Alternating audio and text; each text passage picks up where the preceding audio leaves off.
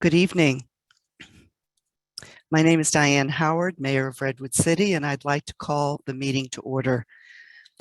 Thank you for tuning in to our virtual City Council meeting of May 10th, 2021. Attending the meeting tonight via teleconference are Council members Aguirre, Espinoza Garnica, G, Reddy, and Smith, Vice Mayor Hale, and myself. As a reminder, items will be taken in the order they are listed on the agenda. I would now like to ask our city clerk if she would call the roll, please. Good evening. Thank you, Mayor Howard. Councilmember Aguirre. Yes. Councilmember Espinoza Garnica. Here. Councilmember G. Here. Councilmember Reddy. Here. Councilmember Smith. Here. Vice Mayor Hale. Here. And Mayor Howard. Here. Thank you. I'd now like to ask Councilmember Aguirre if she will lead us in the Pledge of Allegiance. Thank you, Mayor. I pledge allegiance to the flag of the United States of America and to the republic for which it stands, one nation, under God, indivisible, with liberty and justice for all.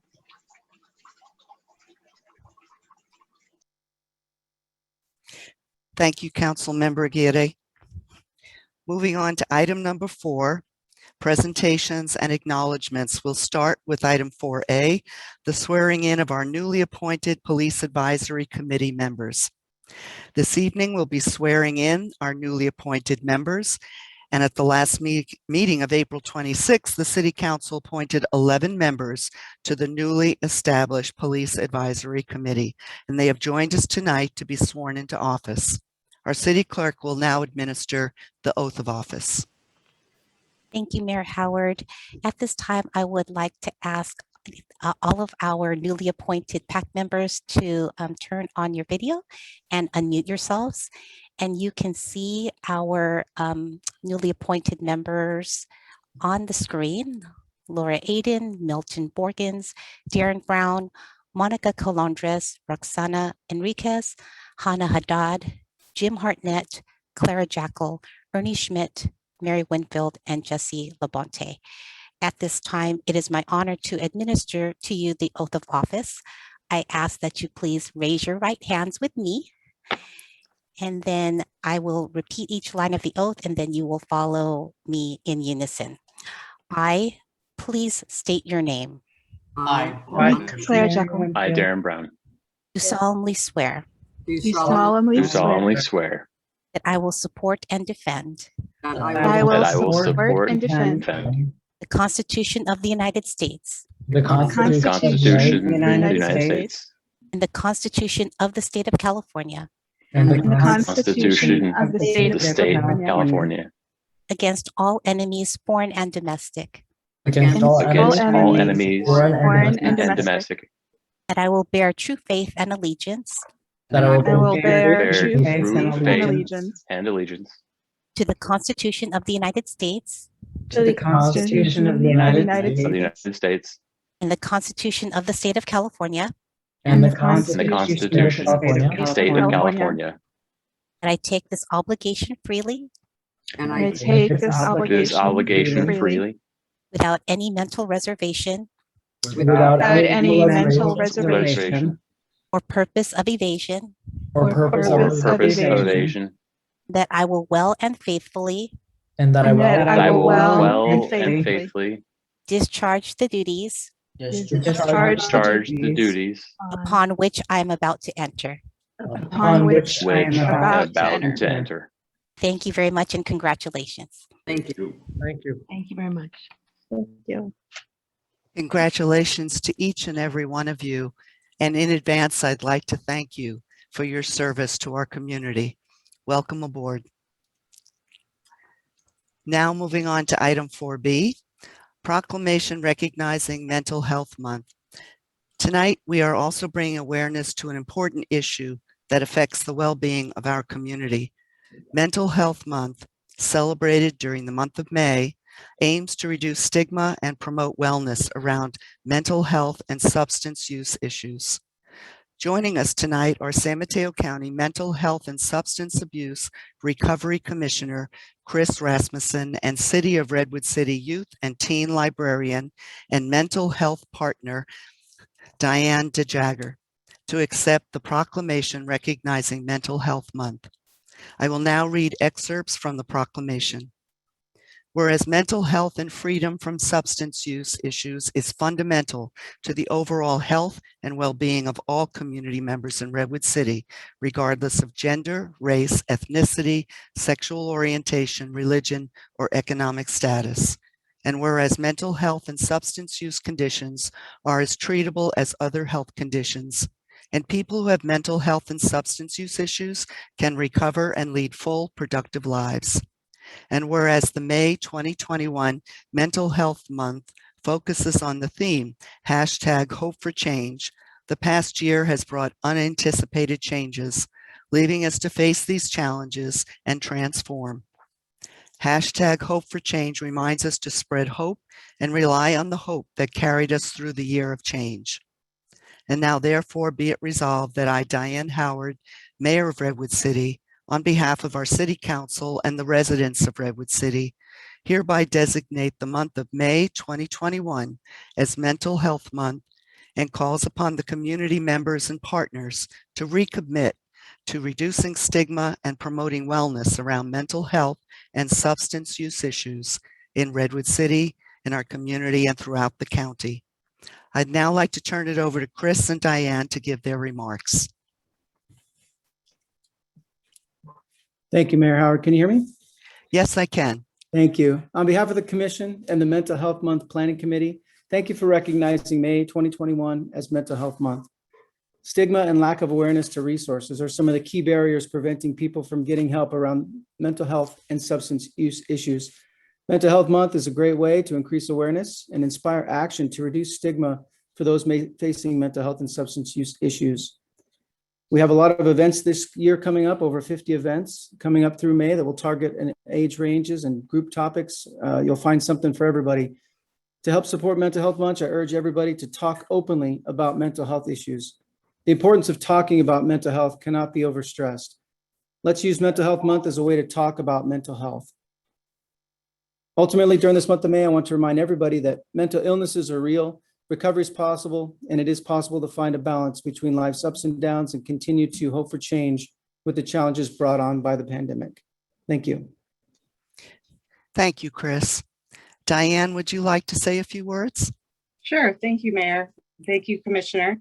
I would say if you're out for an evening stroll, which is very good for your mental health, the County History Museum is lit up tonight in a lime green to honor Mental Health Awareness Month. And the library also has 3 more Mental Health Awareness Month events. Particularly one that I think might be of interest to this group is on May 18th. We're having a community conversations with Black, Indigenous people of color and about going to discuss their hope for change during this current political and social environment. Thank you. Thank you, Diane. Thank you both for being here this evening. Now moving on to item 4C, which is presentation by the Pride and Beautification Committee member Stacy Wagner on our spring cleanup week of 2021. We'll now hear an update on that spring cleanup and the efforts that were put forth that week. Community member Stacy Wagner has joined us tonight to present all the wonderful things she and the Pride and Beautification Committee has done to beautify our Redwood City community. Stacy? Thank you, Mayor Howard. So typically our Pride and Beautification Committee, which is chaired by Mayor Howard, hosts an annual spring and fall cleanup event to help beautify the city of Redwood City. Due to the pandemic, the committee decided to host a socially distanced cleanup during Earth Week, which was April 19th through the 24th. Instead of gathering as a large group, residents were encouraged to pick up litter in their area of choosing with their household or with their social bubble.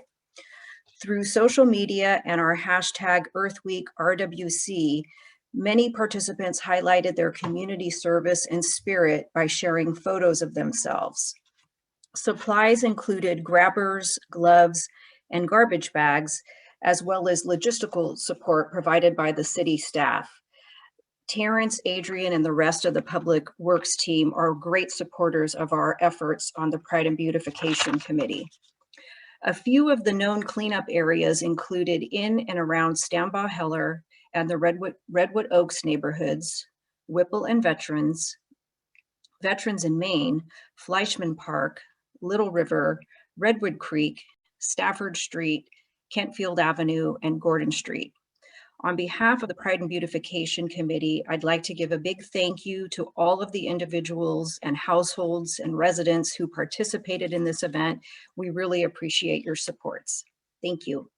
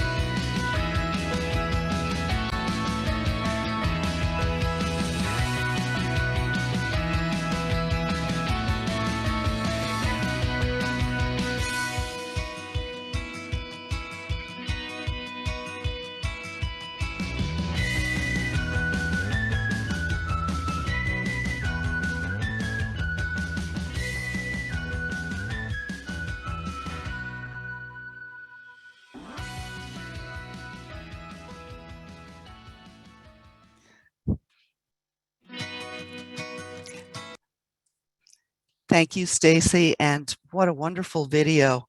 I really want to thank Terrence and Adrian from our Public Works staff for putting that video together.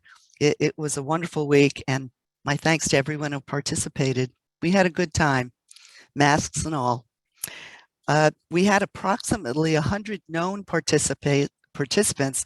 Very likely, we had many more that were unaccounted for. But an estimated 3,100 gallons of reported trash was picked up throughout the week.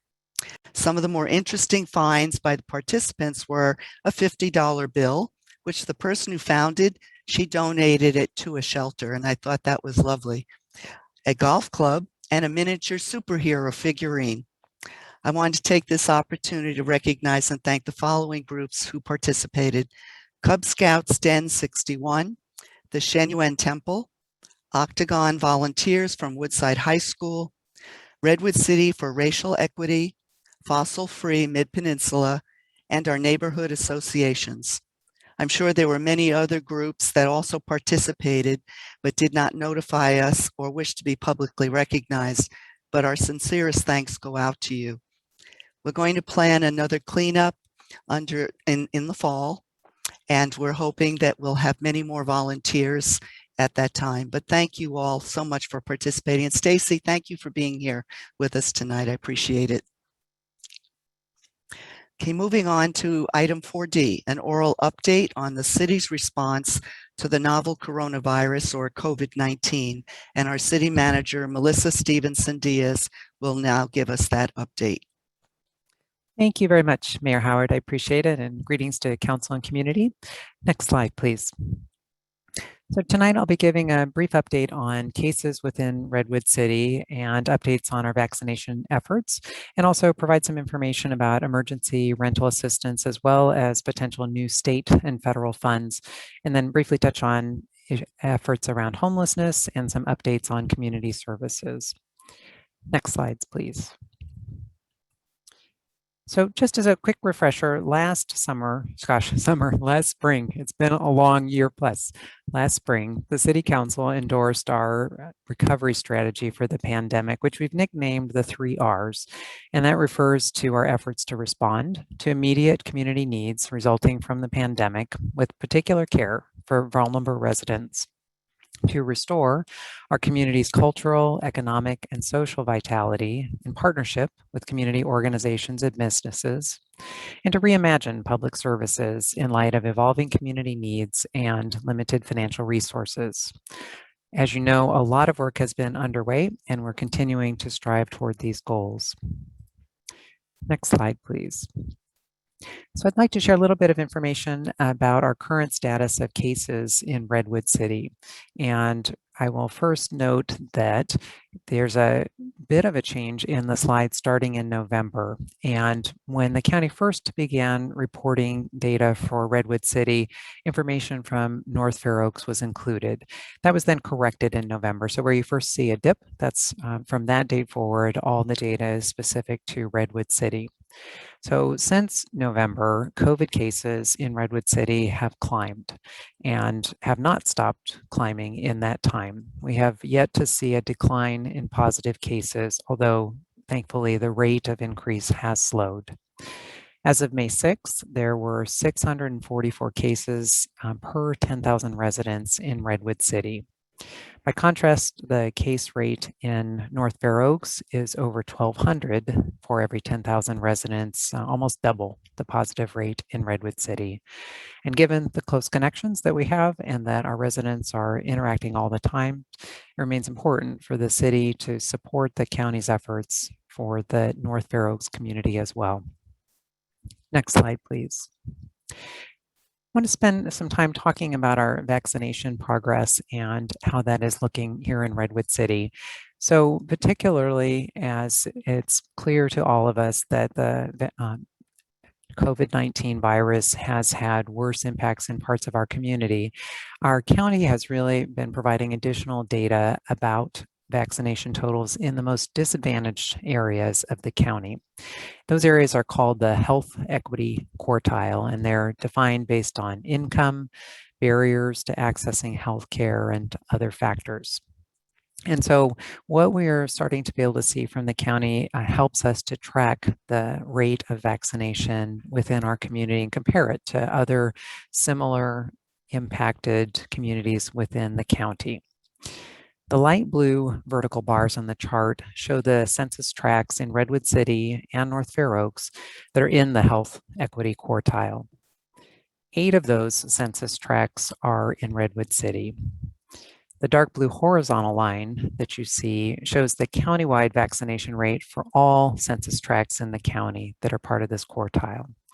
And so countywide, the vaccination rate for the most impacted tracts is on average 61%. The green line shows the vaccination rate for the entire county, age 16 and older, and that rate is nearly 74%. So the gap between those two lines is 13%, meaning that the vaccination rate in the most vulnerable communities is 13% lower than countywide rates as a whole. And when we then start to look at individual census tracts, we see that while several of the Redwood City census tracts have a similar gap as we see in other parts of the county, some of those tracts are not doing as well even as the disadvantaged tracts in other part of the county. And so, for example, we have 6 census tracts that fall beneath that 61% vaccination rate. And in our area, census tract 6102.03 has a vaccination rate currently of less than 50%.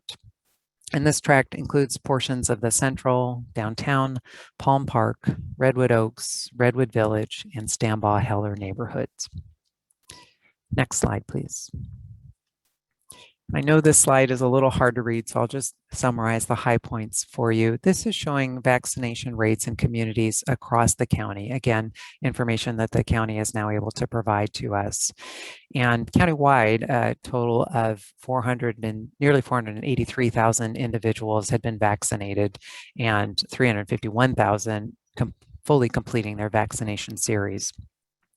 In Redwood City, 73.7% of Redwood City residents have been vaccinated. In North Fair Oaks, it's 65% of residents have been vaccinated. And again, this is all for residents age 16 and over who had been eligible for vaccination at the time of this data. So at this time, this was data as of May 6th, Redwood City is 22nd out of the different areas within the county, and North Fair Oaks 27th out of the 32 reported areas in the county.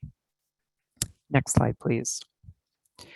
So because of these impacts locally, we have begun doubling down on our local efforts to try to support having as many people be vaccinated as possible. And we're partnering with the County of San Mateo, Dignity Health, and Sequoia Healthcare District to operate a weekly COVID-19 vaccine clinic at the Fair Oaks Health Center. This is a new partnership that is helping ensure that our local residents have access to a community-oriented clinic in neighborhoods that are hardest hit by COVID-19. We also will be offering it regularly, so there's a predictable schedule and can accommodate both people driving through as well as those who walk up and register without an appointment. Redwood City and Dignity Health have assumed the operational functions for the site, while the Sequoia Healthcare District is supporting us with significant funding. And I really want to thank our staff who helped organize this effort and are providing logistical support, including the many folks who were there yesterday on Mother's Day to support vaccination.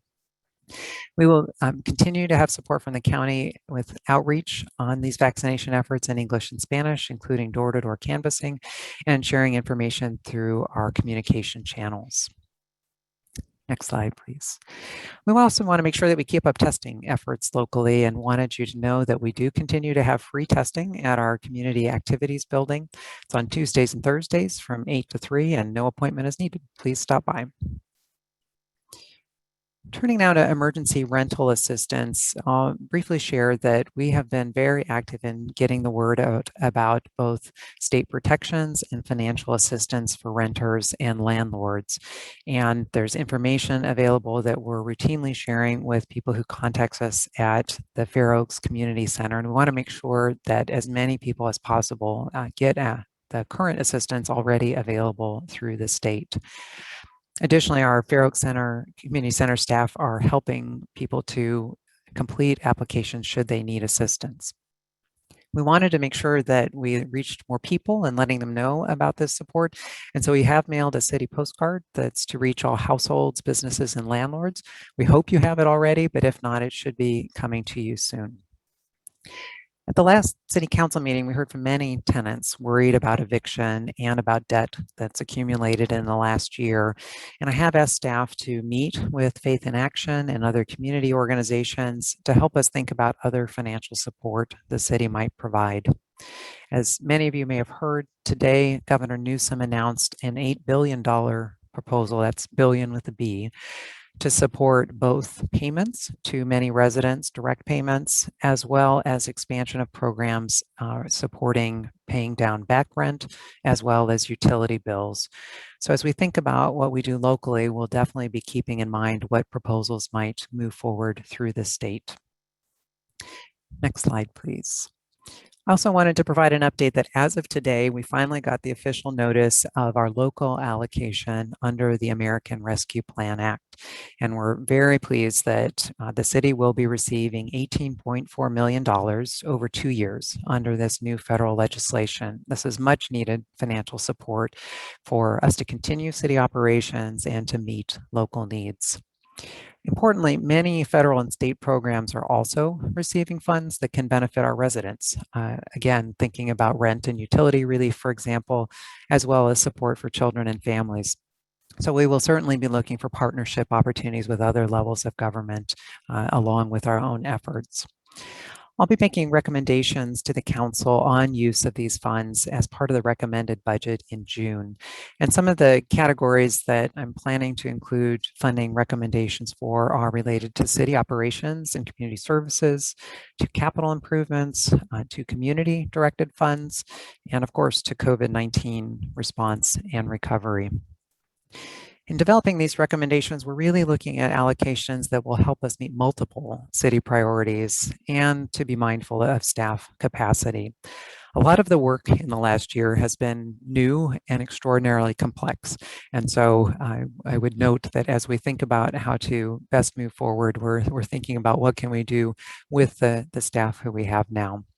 And I'm looking forward to your input on these funds, and particularly to approaches that will help us get community input on use of these funds. And we'll be discussing this more with the Finance and Audit Subcommittee later this month before the full council discusses the budget.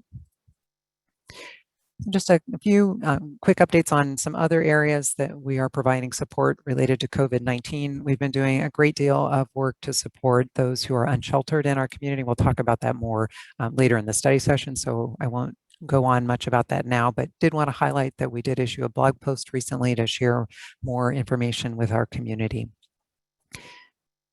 Additionally, we're excited that registration is open for our summer camps, and we'll be offering a combination of real-life in-person camps as well as virtual opportunities. There are activities available now too through our spring activity guide, so we hope people will check those out for activities through June. And newly, we are taking picnic table reservations.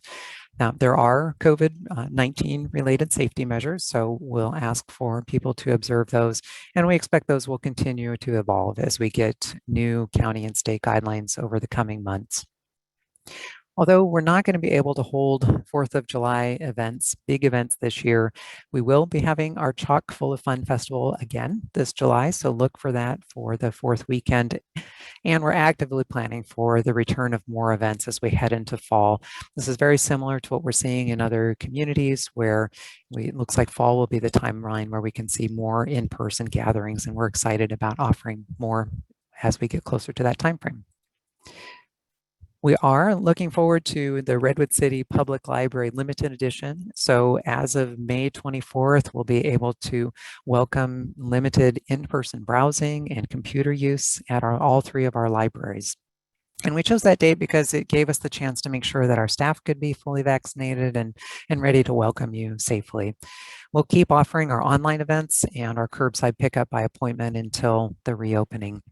And there may still be opportunities past that at the downtown library. So we encourage you to check out the redwoodcity.org website to be able to get the latest details. Additionally, we are going to be working through construction of the library's new makerspace, and we received a $140,000 grant from the Saga Foundation that will let this go out to bid soon. Next slide, please. And then later this evening, we'll talk more about the proposed economic resiliency plan. So there too, I'll hold off on giving a lot of details now, but we have been doing a huge array of work in the last year, and there's more to come to support our local business community. We know that there have been long-lasting impacts, and we look forward to talking with you further about the work ahead. So with that, there's no formal action for the City Council tonight, but I'd be happy to answer any questions that you may have. Ms. Diaz, thank you very, very much for this COVID update. I wanted to know, will all this information on these very informative slides be available in Spanish? I will double check on that. Thank you for that question. We have been working to get so much of the direct services available in Spanish. I believe that everything else will be, but if it's not already translated, I'll be working with staff to make sure it is. Thank you. There's such important information in there. I want to be sure everybody does get to see that. Thank you. Does anyone on our staff have a question for Ms. Diaz? Great report. Thank you very much. I'm glad we moved it up to the beginning of the evening, quite honestly, so that everybody could hear that. So thank you very much. Moving on to item number 5. At this time, we'll take public comment on items that are not on the consent calendar or on matters of council interest and on items not on the agenda. Procedures for making public comment are on the screen. I hope you'll take a minute to read the screen that will inform you on how to participate. But before we begin public comment tonight, I would like to say a few words. During our last council meeting on April 26th, we had some technical difficulties during public comment. I was not able to hear many of the speakers that night. I realize that the words that I used may have been hurtful, and for that I am very sorry. It is important for me to hear from all of our residents. The day after the meeting, I called Adriana Guzman, who represented her neighbors and friends from Faith in Action that Monday night. I asked if we could get together soon with her speakers for a face-to-face meeting via Zoom. We met this past Thursday evening. We had 25 community members in attendance, and they were able to share their stories and their concerns with me. We finished with a question and answer and an agreement to work together to lobby the governor to extend the moratorium on evictions. We all agreed our meeting went well, and we plan to do it again soon. I appreciate Ms. Guzman's help in setting up this second meeting, and I look forward to continuing our dialogue with the neighborhoods to work together on these very important issues. I'd now like to turn it over to our city manager, Ms. Diaz, who has a few comments. Thank you, Mayor Howard. I appreciate that. One of our core values as a city organization is to ensure that all members of the community can feel welcome and thrive. And we fell short of those values at our April 26th meeting. We were not well prepared for Spanish-speaking residents to participate in the meeting. I apologize for the impact on them and on others in the community. We want to do better. We are training our staff on the translate function in Zoom, and we're looking at our procedures and technology for supporting languages other than English during council meetings. I invite members of the community who have suggestions on good practices to please share those with us. I also wanted to note that we are aware of periodic problems with our meeting broadcasts, and we're working to address those with our vendors.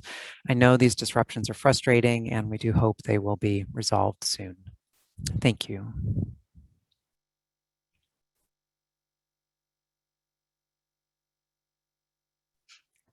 Thank you, Ms. Diaz. I'd now like to turn it over to our city clerk, who will facilitate public comment on consent items, on matters of council interest, and on matters that are not on the agenda. Ms. Aguilar? Thank you, Mayor Howard. For those who have come to make public comment tonight, if you could please follow the instructions on the screen to be recognized for public comment. If you're joining by phone, press *9 to raise your hand and *6 to unmute yourself when prompted to speak. In order to see how many speakers we have for public comment, I ask that everyone who wishes to speak on this item, please raise your hand now, and please keep it raised until your name is called to give your public comment. And I will give it a minute.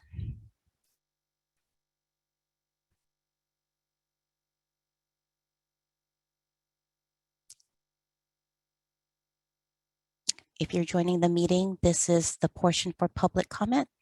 If you wish to make general public comment, please raise your hand at this time. Mayor Howard, I have 5 speakers with their hands raised. So is there 5? Okay, 5. And the last speaker is Anya Drabkin. And once our last speaker makes their comment, there will be no more public comment in this section. If additional speakers queue up after the last speaker is called, you're asked to email your public comment to the City Council at council@redwoodcity.org. Each speaker will be given 2 minutes to speak. I will call names in order that hands are raised, 2 at a time. And the timer will begin when you start speaking. First is Allison M., followed by Chris Johnson. Good evening. Thank you, Pam. This is Allison Madden. My first order of that I'd like to request is I'd like to ask the council members and the mayor to give a copy of the general plan to the county law library.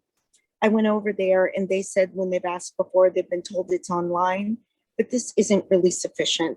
And people need the hard copy to be able to flip back and forth and really use it efficiently. And not everyone has the high bandwidth internet that will support their use. I've asked for a copy before, and I think I was told it was $500, but I would like to ask you to donate that. I'm going to be talking to all the cities in the county and asking them to donate their general plans. The reason why it's important is the housing element is in there. And so far on this meeting, I've heard about homelessness and avoiding evictions. And right now you're evicting people from Dogtown. The Supreme Court a week ago Monday, actually a week ago today, ruled on the motion to quash issue And now we're going forward. We can move to strike, demur, etc. But there are jury trials set in front of Judge Weiner. There is also an August 2nd trial about whether your denial of the California Relocation Assistance Law was legal and whether crawl and inverse condemnation, which is a taking, whether that applies. And so these are trials we're forcing people to in a pandemic and a housing crisis. In that lawsuit, the crawl lawsuit, we deposed Reed Boigiano, who is the land manager with responsibility for Redwood City, who has confirmed it is possible and permissible to allow a certain number of people to remain for safety and security. In the housing element, very low, the below moderate, very low income housing was afforded by the liveaboards. And though not all of that category can be on water, this is an easy low-hanging fruit for you guys. Thank you, Ms. Madden, very much. Our next speaker is Chris Johnson, and Chris will be followed by Pat W. Chris?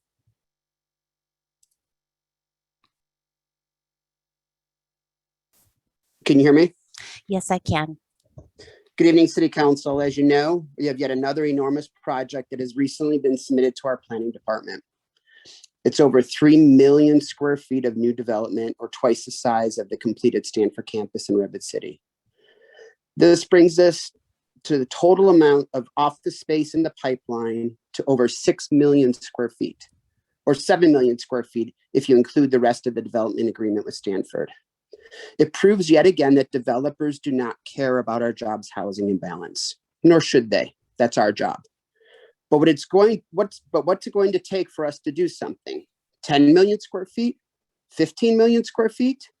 As ridiculous as those numbers sound, this council has done nothing to stem the flow of office projects that will inevitably lead to displacement of our most vulnerable renters.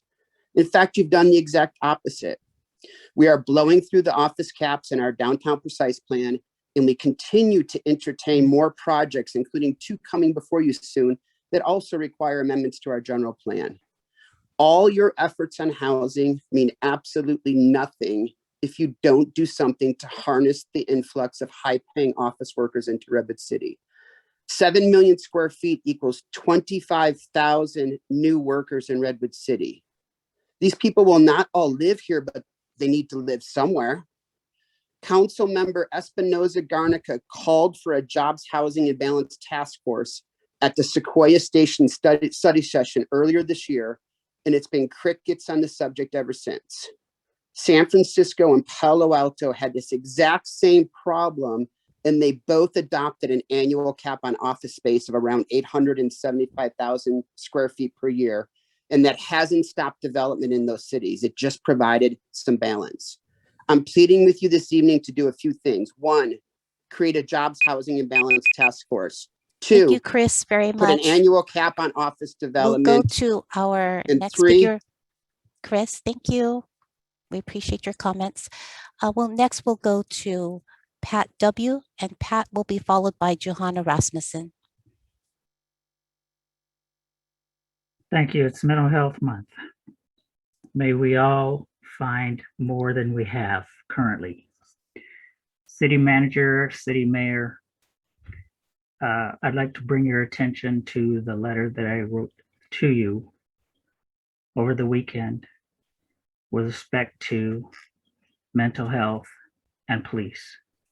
The gist of which is that police are incredibly incompetent and sometimes deadly mental health professionals. Yet many of them feel the need to drive to the scene where nonviolent John Q or Jane Q public are in crisis. They're breaking the laws, John and Jane. They're only making people around them uncomfortable, or family members who would like them to settle down and go to a mental health facility.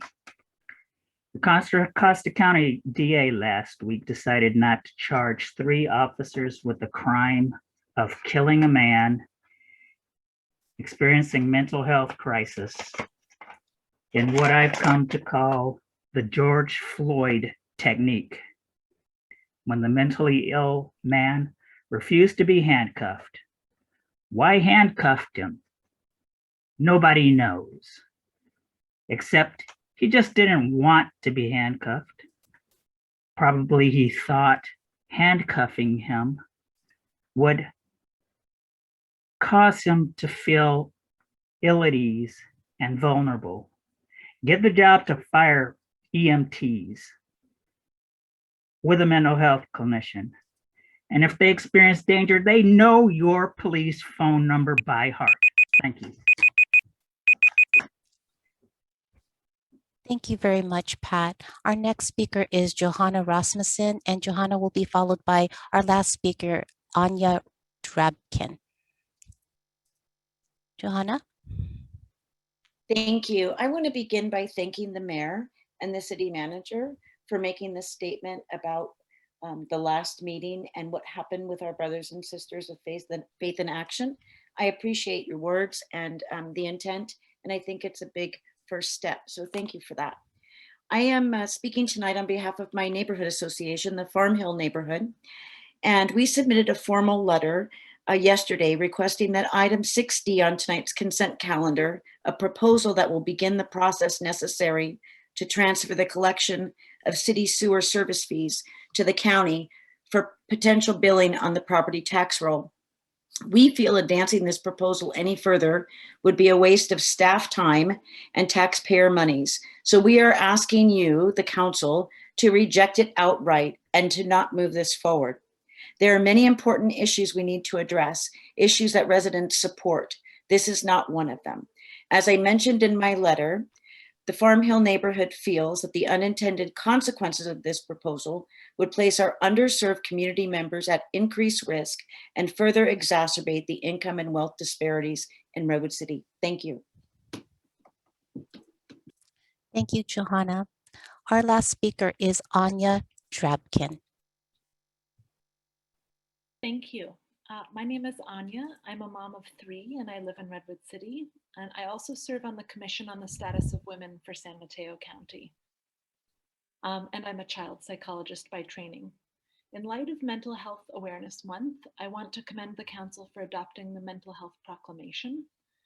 And also in light of the specific mental health challenges and resiliencies that have emerged during the pandemic, want to urge the Council to examine and prioritize the specific mental health needs of girls and women in Redwood City, paying particular attention to women who have had increased childcare burden during the pandemic, those who have lost loved ones and/or livelihoods, and girls who continue to be learning remotely. Thank you very much. Thank you very much to all of our speakers and for joining us tonight and for offering your comments. If you were not able to provide public comment tonight, please email your comments to the City Council at council@redwoodcity.org. At this time, all public speakers can stay on the Zoom call or continue to follow the meeting through the live broadcast, either on the city's website at www.redwoodcity.org or on cable television, local channel 26, Comcast channel 27, or AT&T UVerse channel 99. That concludes our public comment. Thank you, Ms. Aguilar. Moving on now to item number 6, which is our consent calendar. The items on our consent calendar are routine in nature and are approved in one motion.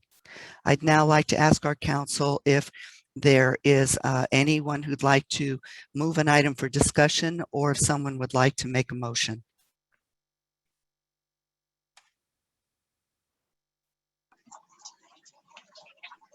Make a motion to approve the consent calendar. Second, Espinosa Garnica. Motion has been made by Councilmember Aguirre and seconded by Councilmember Espinosa Garnica. Could we have the roll call, please? Yes, and we'll start with Councilmember Aguirre. Yes. Councilmember Espinosa Garnica. Yes. Councilmember G. Yes. Councilmember Reddy. Yes. Councilmember Smith. Yes. Vice Mayor Hale, Yes. and Mayor Howard. Yes, The motion passes unanimously. thank you. I'll now read all the items that have been approved. The amendment number 1 to agreement for as needed temporary staffing services with HB Staffing. Memoranda of understanding with the County of San Mateo regarding permanent supportive housing for extremely low-income seniors at Town Place Suites and a homeless shelter at the Pacific Inn. Waive second reading and adopt an ordinance to mandate electronic and paperless filing of Fair Political Practices Commission campaign disclosure statements and statements of economic interest. Waive second reading and adopt the ordinance amendment to Municipal Code Chapter 27, Article 9, Section 27.100 Sewer Service Charge Ordinance to allow the option of collecting sewer service charges for residential customers with one dwelling unit per parcel on the tax roll pursuant to Health and Safety Code Section 5473 et sequitur. Waive second reading and adopt an ordinance adjusting the start time of regular city council meetings from 7 p.m. to 6 p.m. Approve minutes of April 26, 2021 and May 4th, 2021 city council meetings, and approve claims and checks from May 10th, 2021 through May 24th, 2021, and the usual and necessary payments through May 24th, 2021. Moving on now to item number 8, which is staff reports. 8A, City Council appointments to our Library Board, Planning Commission, and our Transportation Advisory Committee. I'm now going to ask our City Clerk, Pamela Aguilar, if she will introduce this item. Thank you, and good evening, Mayor Howard and City Council members. Tonight, you're being asked to make appointments to fill two full-term seats on the Library Board expiring June 30th, 2025, 3 full-term seats on the Planning Commission expiring on June 30th, 2025, and 4 full-term seats on the Transportation Advisory Committee expiring on May 31st, 2025. Recruitment was conducted to fill these seats from February 22 to April 28. The City Clerk's office received responses from 24 qualified applicants. These qualified applicants were interviewed by the City Council at a special meeting on May 4th. In addition, library applicants from the winter recruitment who expressed continued interest in being considered for the Library Board are included among the candidates the Council may appoint. Their applications and previous interview videos were also provided to the Council for their review. Tonight, we're also seeking your approval to incorporate and keep open the current applicant pool to use in any future recruitment to fill vacancies on these BCCs that occur through January 31st, 2022. Appointments will be made by roll call vote. A candidate must receive a majority or 4 votes in order to be appointed. If there's a tie vote, that is, if a larger number of candidates receiving a majority vote, if there's a larger number of candidates receiving a majority vote, then there are vacant seats. We will proceed to a next round of voting until the tie is broken. So unless there are any council comments or questions before proceeding to the vote, Mayor Howard, I can facilitate public comment at this time. We can take council questions first if there are any.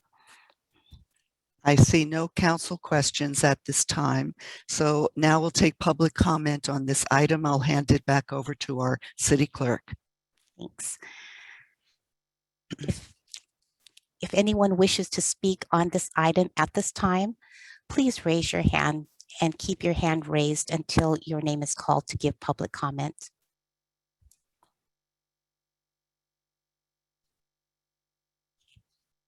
Yeah, give it a couple of seconds.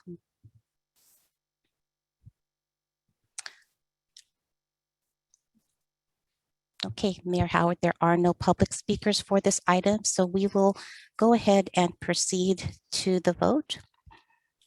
We're going to start with the Library Board. When I call your name, please state the name of the candidates you wish to appoint to the Library Board. You may state 2 names only. The candidates who receive 4 affirmative votes from the council will be appointed. And as mentioned, if there is a tie among a greater number of candidates than there are vacant seats, then we'll go to a next round of voting in order to break the tie. Okay. I will start with Council Member Aguirre, 2 names for the library board. 2 names for the library board are Courtney Brooks and Tiffany Chow. Thank you. Council Member Espinosa Garnica. Yeah, let me look at that.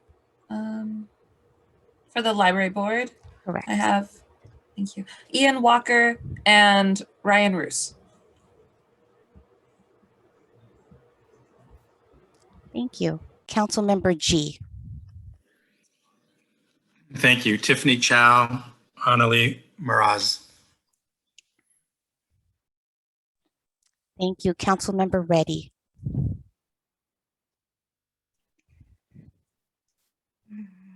Tracy Sugiyama and Lindsay Verma.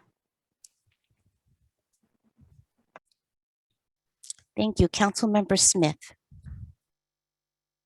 Tiffany Chow and Bill Newell.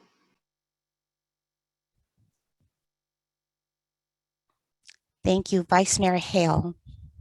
Lindsay Verma and Tiffany Chow.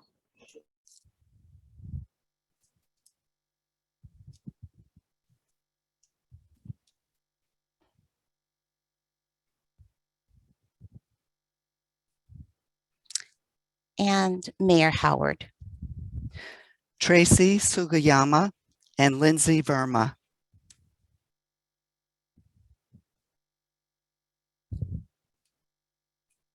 Give me 1 minute.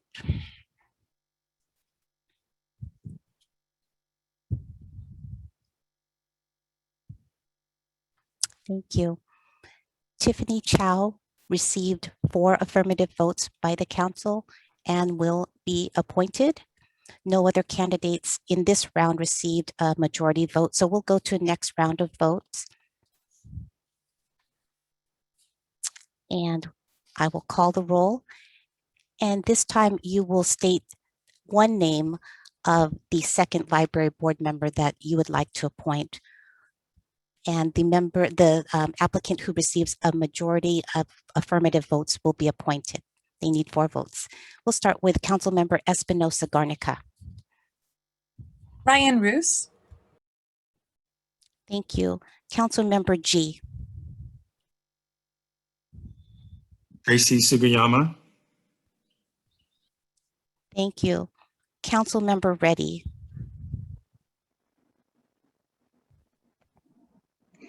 Tracy Sugiyama. Thank you. Council Member Smith. Tracy Sugiyama. Thank you. Council Member Aguirre. Lindsay Verma. Thank you. Vice Mayor Hale.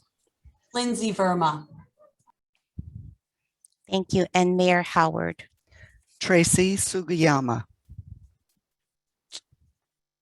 In this round, Tracy Sugiyama has received a majority of affirmative votes and will be appointed to the second seat on the library board. So your appointees are Tiffany Chow and Tracy Sugiyama. We'll go now to the Planning Commission. When I call your name, please state the names of those you wish to appoint to the Planning Commission. You may state 3 names only. Candidates must receive a majority of affirmative votes in order to be appointed. And again, as mentioned, if we have a tie, we'll go to next round of voting until we break the tie. We'll start with Council Member G. Thank you, Ms. Aguilar. For the Planning Commission, Isabella Chu, Philip, and I apologize, Philip, for your last name, Kronogorak, and Jerry Harrison. Thank you. Council Member Reddy. Thank you so much. Philippe Kronogorak Patrick Hoffman and Rick Hunter. Thank you. Councilmember Smith. Rick Hunter, Philip. I'm going to have a problem with the last name as well, but Philip and Isabella Chu. Thank you. Councilmember Aguirre. Rick Hunter, Philippe, I won't even attempt, and Isabella Chu. Thank you. Councilmember Espinosa Garnica. Yeah, I'd like to elect Gregory Trimble, Ryan Roos, and Isabella Chu. Thank you. Vice Mayor Hale. Isabella Chu, Philippe, who I hope will teach us all how to pronounce his name, and Rick Hunter. Thank you. And Mayor Howard. Philippe Kronogorek, Patrick Hoffman, and Rick Hunter. Thank you. If you can just give me a minute.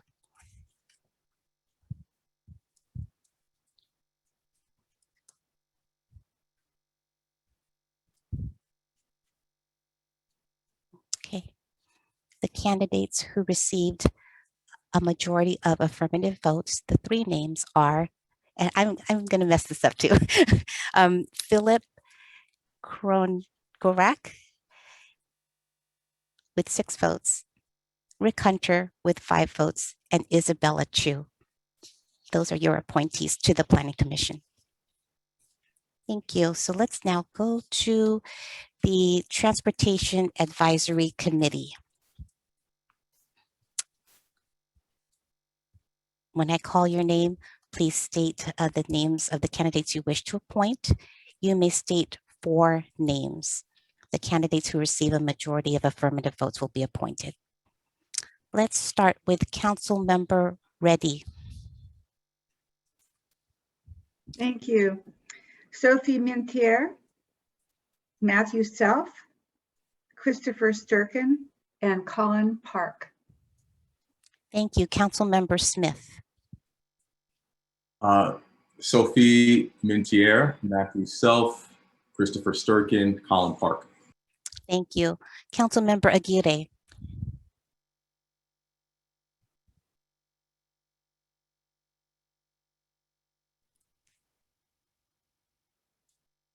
I'm sorry. I'll repeat that. Christopher Day, Sophie Mintier, Matthew Self, and Christopher Sturkin. Thank you very much. Council Member Espinosa Garnica. I'd like to elect Gregory Trimble, Christopher Sturkin, Matthew Self, and Sophie Mintier. Thank you. Council Member G. Thank you, Ms. Aguilar. Christopher Day, Sophie Mintier, Matthew Self, Christopher Sturkin. Thank you. Vice Mayor Hale.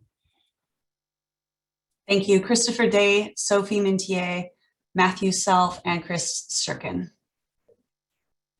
Thank you. And Mayor Howard. Sophie Mintier, Matthew Self, Christopher Sturkin, and Colin Park. Okay, you can just give me one moment.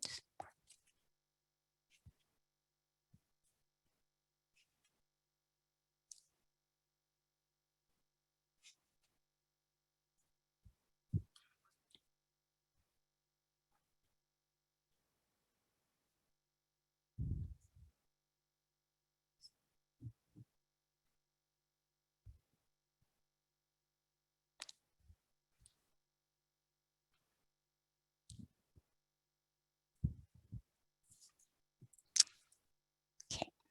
In this round of voting, unanimous votes for Sophie Mintier, Matthew Self, and Christopher Sturkin. So those 3 will be appointed. We will go to another round of voting to select our final member for the Transportation Advisory Committee, as no other candidates received a majority of affirmative votes. When I call your name, please state 1 name of the candidate you would like to appoint to the Transportation Advisory Committee. Councilmember Smith, Colin Park, Councilmember Aguirre, Christopher Day, Councilmember Espinosa Garnica, Gregory Trimble, Councilmember G, Christopher Day, Councilmember Reddy,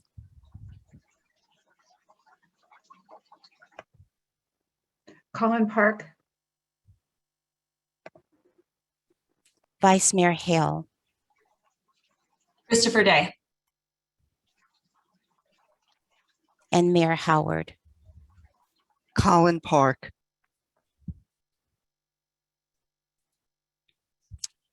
Okay.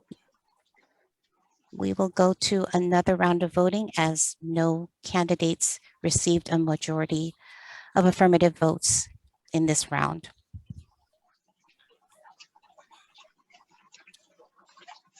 We'll try it again. So when I call your name, please state one name of the candidate you wish to appoint. We'll start with Councilmember Aguirre. Christopher Day, Thank you. Councilmember Espinosa Garnica. Gregory Trimble, Councilmember G. Christopher Day, Councilmember Reddy. oh dear, Colin Park, Councilmember Smith.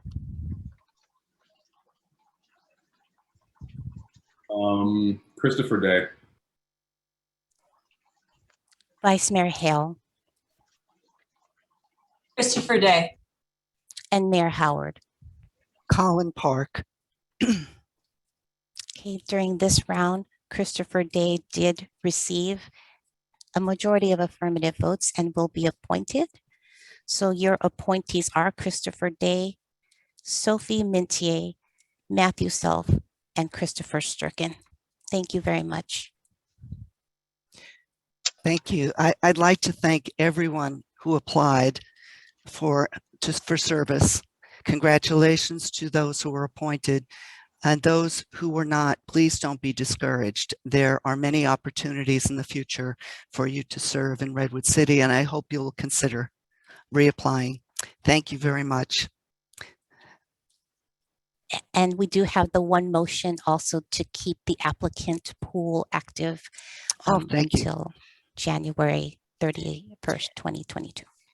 Thank you. So we are asking for a motion and a second to appoint for the following 2 full-term seats on the library board that'll expire on June 30th, 2025, 3 full-term seats on the planning commission, expire June 30th, 2025, and 4 full-term seats on the Transportation Advisory Committee, expiring May 31st, 2025, and use the current BCC applicant pool to fill any additional vacancies on the Library Board, Planning Commission, and Transportation Advisory Committee through January 31st, 2022. Do I have a motion and a second? so moved. Councilmember Reddy, second Aguirre, Councilmember Reddy, seconded by Councilmember Aguirre. Could we have the roll call, please? Yes, we'll start with Councilmember Espinosa Garnica, yes, Councilmember G, yes, Councilmember Reddy, yes, Councilmember Smith, yes, Councilmember Aguirre, yes, Vice Mayor Hale, Yes. and Mayor Howard. Yes. The motion passes unanimously. Thank you. Item 8B, our proposed economic resiliency plan to respond to COVID-19 for the next 24 months. Our Assistant City Manager, Alex Kojikian, will introduce this item, and Economic Development Manager, Simon Vong, will give a presentation. Good evening, Mayor Howard and members of the council. Alex Kojikian, Assistant City Manager. The item before you this evening is the proposed economic resiliency plan to respond to COVID-19. Before we jump into the presentation, I just want to first give my thanks to all of our business partners who have worked tirelessly alongside city staff over the past 15 months to respond to the economic crisis caused by the pandemic. In particular, I want to thank the San Mateo County Economic Development Association, the Chamber of San Mateo County, the Downtown Business Group, the Redwood City Improvement Association, the Chan Zuckerberg Initiative, and the County of San Mateo. I also want to thank the council for your leadership over the past year to support our local business community. The swift action of the City Council to provide grants to businesses, establish an outdoor business activity program, approve one-time funding of $450,000 for small business support initiatives, and personally engaging and communicating with our business community have been crucial in the city's response to the economic crisis. As you'll hear in tonight's presentation, over the past few months, the city has begun to pivot from its response stance and is starting to focus on economic vitality restoration activities. The Economic Resiliency Plan and Small Business Support Program that will be presented this evening lay the groundwork in partnership with our business partners to build back stronger and restore economic vitality in our community. I'd like to now hand it off to Simon Vong, our Economic Development Manager, to present the item this evening. Thank you. Great. Thank you, Alex. Mayor Howard, members of the City Council, thank you for having me. Our agenda tonight includes a few questions to ask of Council, some background information, the Economic Resiliency Plan, small business support, and a staff recommendation. First, we have a few questions for Council to think about as we go through this presentation tonight. Do you have any feedback on the proposed Economic Development Work Plan? Do you have any feedback on the proposed Small Business Support Program? And are there any activities staff should not pursue? For some background information, the economic downtrend that has resulted from the COVID-19 pandemic has upended economic growth and stability, requiring swift and bold government intervention to ensure the health and safety of its community, provide for its most vulnerable residents, and support our hardest hit businesses. In the late spring of 2020, the City Council endorsed a financial and community recovery strategy to help our community and organization meet the health, economic, and social challenges presented by the COVID-19 pandemic. It is nicknamed the 3 Rs: respond, restore, and reimagine. Over the past year, city staff has been responding to business community needs due to the pandemic's impacts. In partnership with the city's many economic development partners, we have pledged $300,000 for small business grants via SM County Strong program, with a $300,000 match from the Chan Zuckerberg Initiative and a $120,000 match from the County of San Mateo, which benefited a total of 67 small businesses that were each supported with $10,000 grants. We also approved $250,000 in grant funding for family childcare businesses, established a business resource call center to call all 6,400 businesses to provide financial, public health, and business support information, supported the development of the county's long-range economic recovery plan. And we've also established the outdoor business activity program for restaurants, retail, fitness, and personal care businesses to operate in city rights-of-ways, parks, and private parking lots. We temporarily closed down town streets and parking spaces for outdoor dining parklets, established a COVID-19 business compliance unit, waived penalties and interest for the payments on commercial water and sewer utilities, deferred penalties for businesses with hardships who rent space from the city. And we also contacted each of the city's top 30 sales tax producing businesses. We communicated with all of our local businesses throughout the pandemic by emailing messages and economic development newsletters, disseminated grant and resource information from state and federal programs, mailed public health information guidelines and posters to every business in the city. We also called and emailed every state licensed childcare operator in the city to provide relevant information, established a COVID-19 business resource webpage, adopted a retail cannabis ordinance, most recently adopted a hazard pay ordinance for grocery store and drugstore workers. And the city also conducted both a shopper habit and business support survey, held a meeting with the city's auto dealerships to discuss COVID-19 impacts. And we lastly hosted 2 citywide business roundtable meetings in collaboration with the Chamber, RCAA, and DPG. At the county level, there is an extensive multi-sector effort underway to address all aspects of recovery through an equity lens.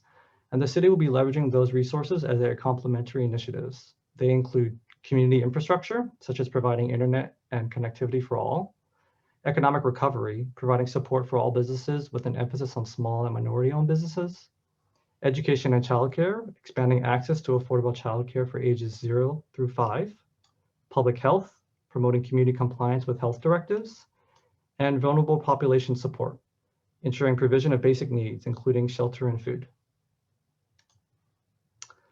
The COVID-19 pandemic has caused substantial economic damage, and a multi-pronged approach is needed to ensure communities prepared to prioritize public health, to ensure equity and an equitable recovery, to collaborate community-wide, and to support our small businesses. We received feedback from the community in various ways. First, 2 surveys were conducted in December of 2020. A business survey to gauge the operational and financial challenges our businesses are facing, and a shopper habit survey to identify the changes to how customers visit businesses in Redwood City. A total of 62 responses were received from the business survey, with access to capital, grants, or loans identified as the most needed resource from the city. And coming in close behind was a marketing and shop local campaign as being the most helpful for small business visibility. More than 300 responses were received from the shopper habit survey, and majority of shoppers would prefer to patronize Redwood City businesses and would overwhelmingly support a shop local campaign. Second, the city hosted 2 business roundtable events in collaboration with the Chamber, DBG, and RCIA in February 2021. This was to engage with the city's business community and to inform them of the creation of this economic resiliency plan. Participants discussed various initiatives, including a shop local marketing campaign, the outdoor business activity program, and continuing to provide health, safety, resource, and grant information to businesses. Combined, about 70 businesses attended either virtual roundtable event. Lastly, the city has done extensive outreach and actively collaborated with the Chamber, DBG, RCIA, and SAMCEDA on effective strategies to strengthen our economic response to the pandemic. Along with the business roundtable meetings and survey results, this active collaboration has led to a robust economic resiliency plan to more effectively meet the needs of our businesses and residents. To understand the components of the economic resiliency plan, we will delve into its 2 main sections: the Economic Development Work Plan and the Small Business Support Program. Prior to the pandemic, City Council adopted an Economic Development Work Plan at the May 6, 2019 City Council meeting. It outlined 9 key objectives that address some of the city's identified areas of opportunities for improvement. Although much has changed since then, many of the tasks are still relevant and will continue to be a key part of the Economic Resiliency Plan, and some additional items have been added since.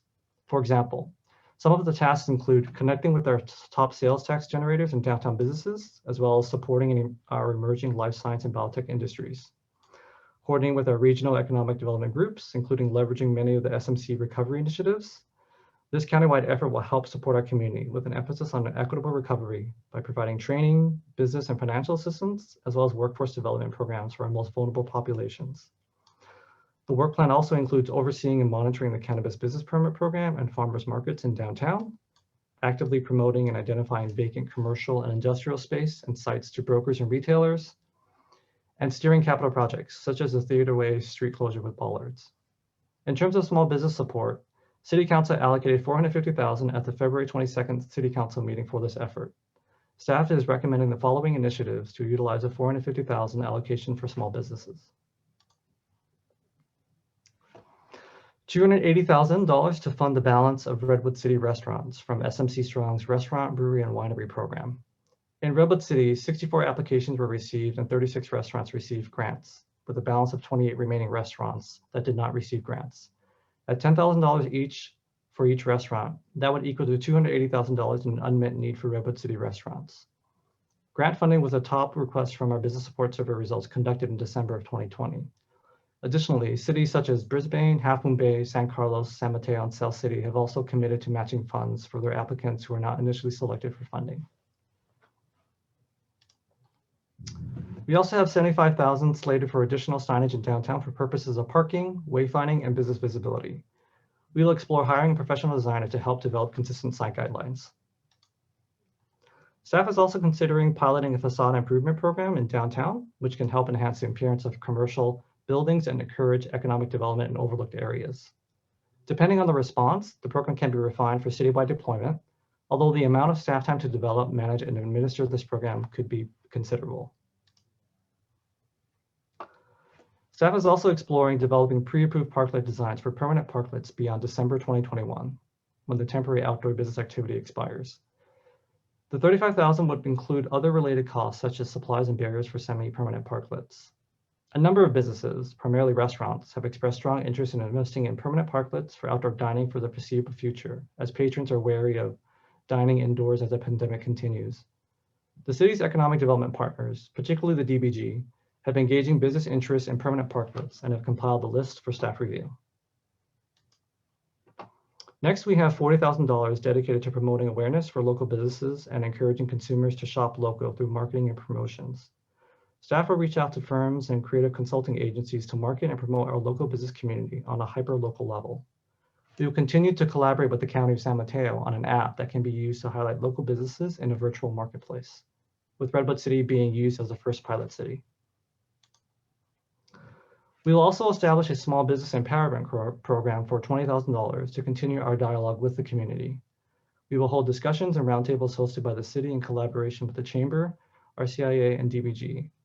We will provide business updates and potentially include a speaker series, networking, and sharing topics of citywide interests, such as microloan programs, business reinvestment, social media, online storefronts, financing and grants for local businesses, entrepreneurship, connecting businesses with local labor pool, an incubator series, and etc. Where possible, staff will leverage existing or proposed city initiatives and programs as topics of discussion. To summarize, we have $280,000 dedicated to SMC Strong's restaurant, brewery, and winery program for Redwood City restaurants, $75,000 for a downtown sign program and facade improvement program, $35,000 for permanent and semi-permanent parklets, $40,000 for a shop local marketing campaign, and $20,000 for a small business empowerment program for a total of $450,000. The Economic Development Work Plan, in conjunction with a small business support program, will comprise our economic resiliency plan. This plan will help our businesses weather the recession caused by the pandemic and adhere to the city's guiding principle of economic vitality during this critical time of reopening and help us recover, restore, and build back stronger. Again, we would like for council to consider the following questions. Do you have feedback on the proposed economic development work plan? Do you have feedback on the proposed small business support program? And are there any activities staff should not pursue? At this point, staff recommends council, by motion, approve the proposed economic resiliency plan to respond to the COVID-19 pandemic for the next 24 months, and by motion, adopt a resolution appropriating $280,000 from the general fund to supplement the restaurant, brewery, and winery program to support Redwood City restaurant relief efforts. This concludes staff's presentation. If there are any questions, I'd be happy to answer them. Thank you.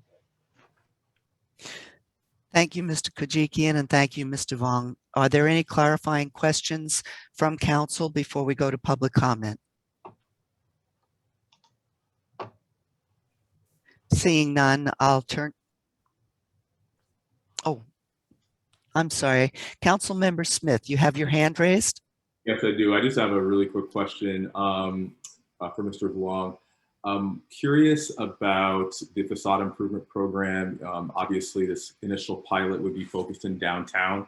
And so am I correct to assume that the geographic area would specifically be for the area of the downtown precise plan, or is it smaller or larger than that? I think that could be, right now the focus would be in our downtown. I think the exact boundaries and the configuration could probably be explored further, just to determine what the greatest need might be. But the focus initially would be in our downtown. That's correct. Yeah, but I just want to confirm that we have, there's no kind of set boundaries yet. We're still kind of in the process of determining that. Thank you. That's correct.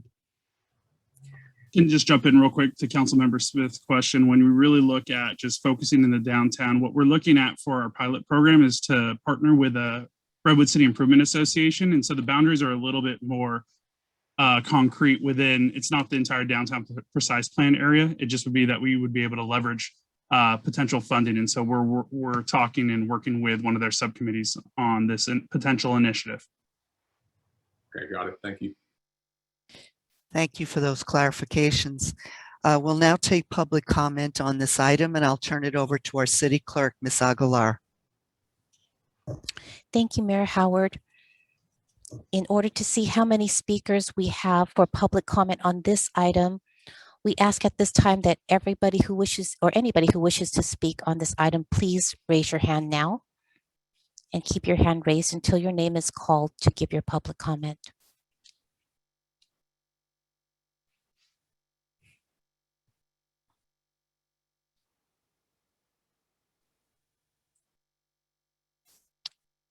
Okay.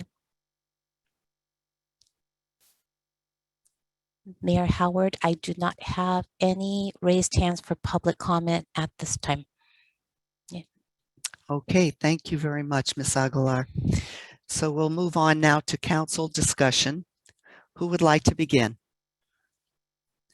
Council member Reddy? Thank you, Mayor Howard.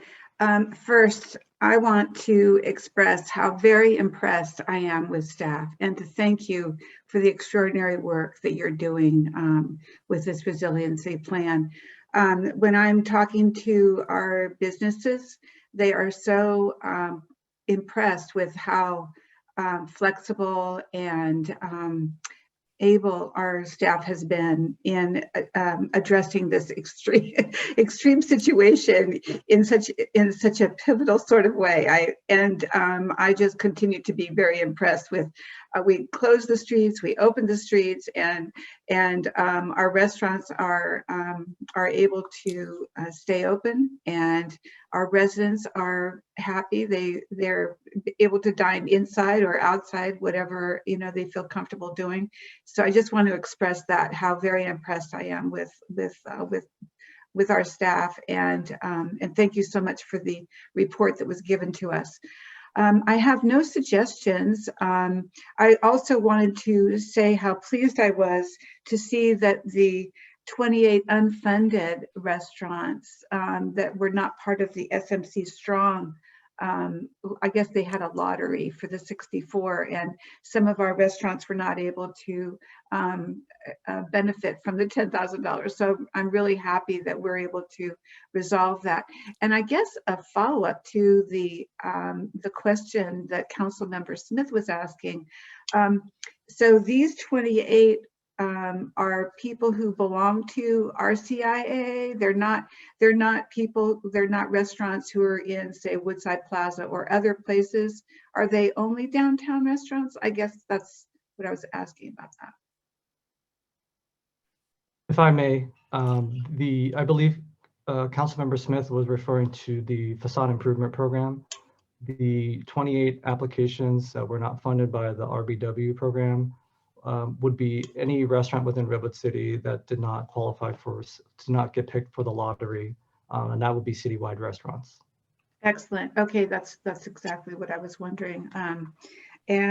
So I support everything that's in. I personally support everything that's in the plan, and have no feedback other than to congratulate you and to thank you for your extraordinary work.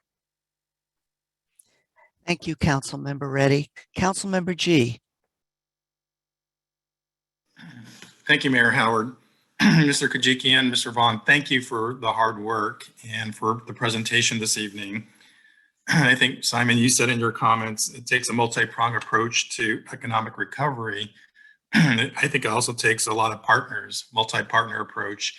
And I also want to thank all the partners because there's still a lot of hard work in front of us. The supply chain, manufacturing, raw materials are still struggling to catch up with sort of the reopening process. So I kind of look at this as kind of a part one. And so Simon, to you, if you were to have another $200,000, what would you do with it? That's that was a very interesting question, Councilmember G. I think there's quite a few of our smaller businesses that, they may not necessarily have benefited from, say, some federal state grant programs. There's been a lot of emphasis on our different our eateries and our restaurants, and rightfully so. I think they've struggled quite a bit during the pandemic. I think if we had, obviously additional funding amounts, we would want to explore supporting all different types of our businesses as much as possible. Very good, Simon. So it just segues into the earlier report from our city manager that as we have the community conversation about what to do with the first tranche of federal funding coming to the city, that we consider those small businesses that kind of didn't fit the model here. And so hopefully that community conversation can happen sooner, early, and that we can give them some help that they weren't eligible for some of these other programs. But to your questions, fully supportive, appreciate all the hard work, appreciate all the hard work of the partners, and hopefully we can do more as that first tranche of federal money comes our way. So thank you. Thank you, Council Member G. Council Member Smith. Thank you, Mayor. So I'll just start out with a few questions and then I'll go into my comments. So my first question is about the economic development work plan that was adopted by the City Council in 2019. I'm kind of wondering how that plan has been evolved or will continue to evolve in light of the outfall, the outfall of COVID-19. To answer that question, Councilmember Smith, so the work plan, obviously, that was adopted in 2019 prior to the pandemic had quite a few initiatives that we had planned to be working on in the next couple of years. In light of the pandemic, we have revisited that economic development work plan, understood that there are still quite a few things within the components and the objectives that are still, I think valid today. And we have, I think, added a bit more in terms of detail of what we can do to build upon that plan during this particular crisis. So I do think that it could be something that we revisit in the future if we have different needs. I think right now the proposed economic development work plan that's laid out before you is trying to touch base on a lot of the longer term goals that we have in terms of the recovery. So in conjunction with that and the funding support for small businesses directly, we think it's going to create a more resilient plan for the future of our businesses and to recover more rapidly from this economic downturn in the future. Yeah, I'm kind of curious about whether we're going to need to completely kind of reimagine essentially that economic development work plan in light of what's happened, or if we can build upon it. It's an interesting kind of thought exercise as we move forward, but I won't kind of stay on that for too much longer. I want to follow up on something that Council Member G kind of brought up, which is about the amount. And while I appreciate the amounts that were given, obviously represent an investment from the city into our small businesses. I'm kind of interested to understand how we landed on that number. Any thought about how we landed on that number as opposed to a larger number? Yes, so I can speak to specifically on the breakdown of the 450,000. Are you referring to just the 450,000 initially? Yes. Okay. I believe at the City Council meeting there was, an additional surplus that was identified that we would be able to use for future recovery initiatives. One of them being specifically the small business support. I believe there was a larger amount that was dedicated to a variety of different needs that the city had identified. The small business support was essentially, we landed on 450,000. I don't know the particular details or the background on that number in particular though. Okay. Ms. Diaz, I believe you have your hand raised.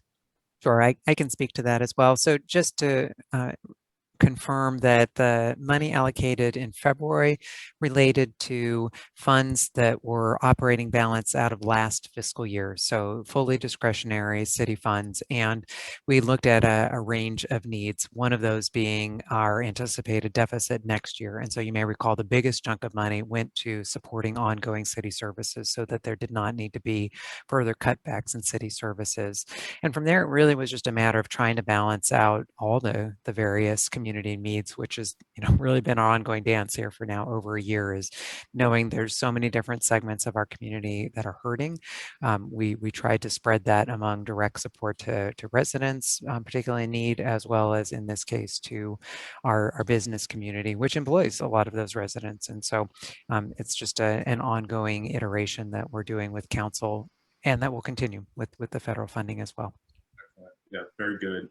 And my last question is just in terms of outreach. So I'm wondering if there's anything that we feel like we could have done differently, obviously considering this really complicated outreach environment of COVID-19, but Having seen kind of the numbers that we kind of engaged with from our kind of small business community, I think if I remember right, it was 60 that answered that survey, and then we had maybe I think 70 that went to the round tables, and then we had 300 customer satisfaction surveys. What do we think that we can do to kind of help to ramp that up, or anything that we could have done differently?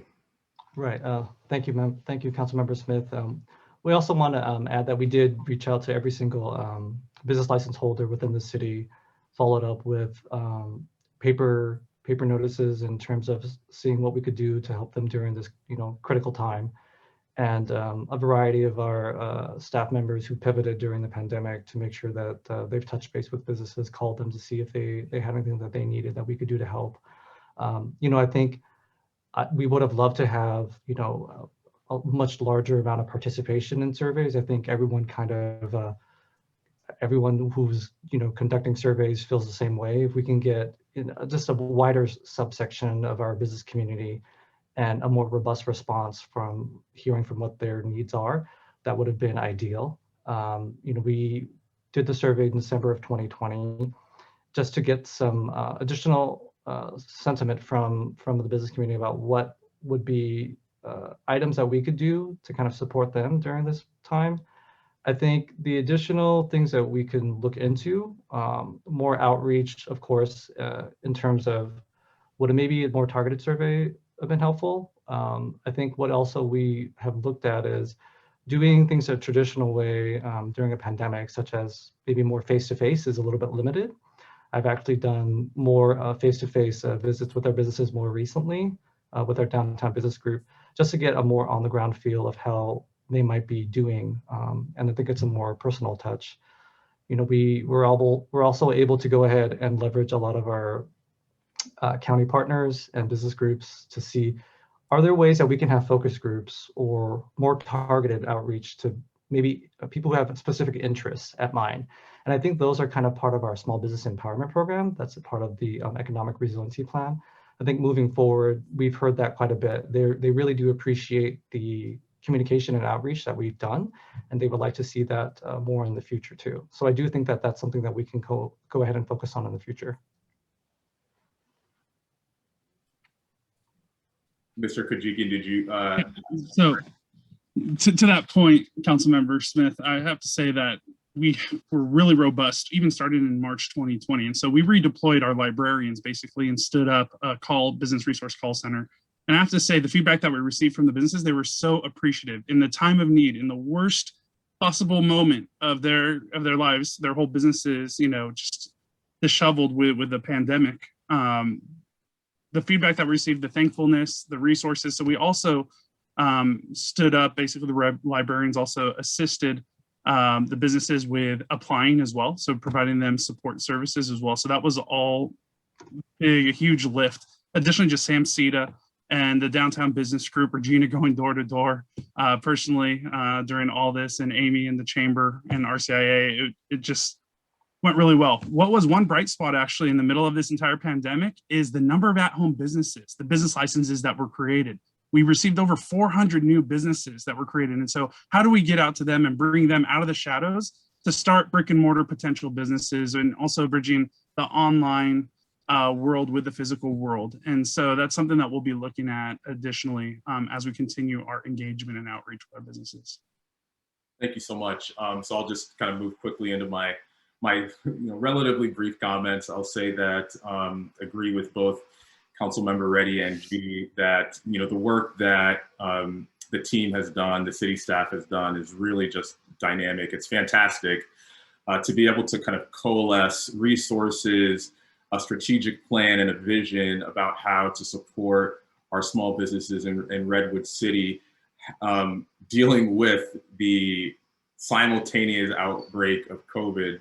Was just, phenomenal, I would say that. So I can't give enough praise to our city staff for making this a priority. And one of the things that I'm kind of seeing is that, our economic development work plan can fit, I think, hopefully nicely into the long-term thinking about how to clear, the air of COVID-19 once that happens, of course. But I think that, the program like the facade improvement program is a perfect example of that. I do have one comment about it, as I really, really hope and encourage the city to make this a citywide initiative. I realize that it will be source involved, but I think that, if we're going to be making investments, it should be across the city. I'm thinking particularly about my own district, to be honest with you, that has, great need for assistance around, just the development of facades and, making sure that we as a community, as a neighborhood can really just enjoy, the beauty of our community. And then so finally, I would just say, I really want to kind of just encourage you to continue with the innovative outreach to businesses.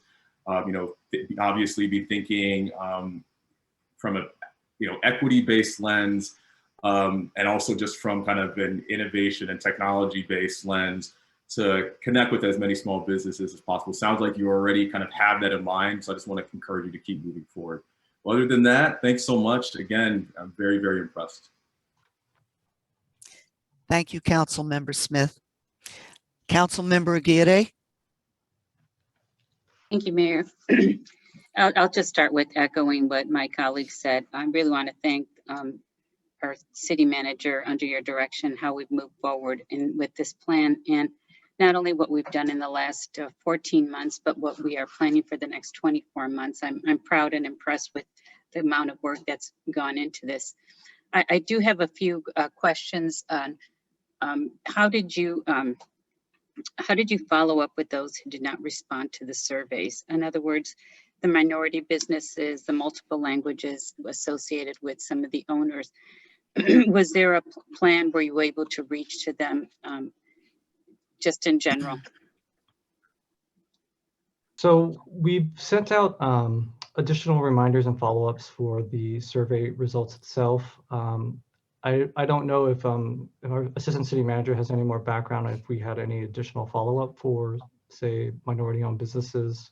But I do know that we tried our very best to do outreach in various methods and ways that may not be, say, readily available just on the internet. I do think that there was additional outreach done. I think we were looking into also sending postcards and mailers, in addition to what we've done so far in terms of survey results. But I don't know the specific background if we had done targeted outreach to our minority-owned businesses for that survey. I can jump in and just talk a little bit about the outreach that we conducted. So it was an unfortunate time just on our timing of the survey, just with pandemic and everything that was going on. We were going right into the holiday season. So really we came out in the December timeframe all the way through January. So a lot of the businesses, if they had any type of holiday business, they were really focused. I would imagine that they were on that.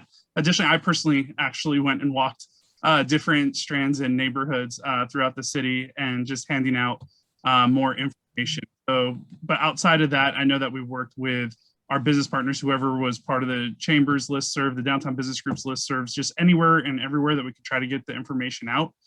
We did, but we did not do like a mass mailer to the business license holders like we did with all the guidelines basically and regulatory information for them to post, which they all have in their up windows now. But I personally went out there and hit the pavement and tried to go to parts of El Camino, all the way on Friendly Acres, just the different areas, a couple areas. I prided myself on that. Thank you, Alex. I know that if businesses were struggling, they were probably busy and not answering some of the surveys, as you mentioned, and especially the surveys were not in other languages of some of the minority-owned businesses. So just a thought on that. And my last question is, how will we adapt to the changes, the unknowns in the next 24 months? Are we looking at, this is a great plan for 24 months, but we don't know what's going to happen? I mean, we didn't know this was going to happen in the first place. Do we have kind of a contingency plan or ways to adapt the plan and improve it in any way of things that are unforeseen, especially resurgence of a pandemic or different strains, or, knock on wood, but in anything that we don't know, the fires, there's a lot of things that we just aren't we hope will not happen, but is there a way, because 24 months goes very quickly, but it's also a long time to be able to adapt and look at our plans and say, well, that didn't work for the first 5 months. Let's try it this way. Yeah, I think what we've learned so far is obviously that, to expect the unexpected, right? In this situation, we're looking at this as the next 24 months, but it doesn't necessarily mean, we are going to wait that minimum amount of time before we say return to council. If there is an additional pressing need that we think there might be a lot of concern regarding the direction that we're going in, I definitely think that this is more of an evolving work plan that we can pivot and make so that it fits with our current environment, and supporting our businesses when they tell us they have particular needs in mind, right? And when we talk to them, the community as well as the businesses that speak to us, they might have differing needs throughout the course of the next couple of months, the next year, the next 2 years. So I'd like to pride ourselves to and think that we are listening to them and trying to see what their needs and concerns are, and making sure that this plan addresses that. Just because we're saying 2 years doesn't necessarily mean that we won't be able to try something new, and if something new arises or a new challenge comes up in the next 6 to 8 months.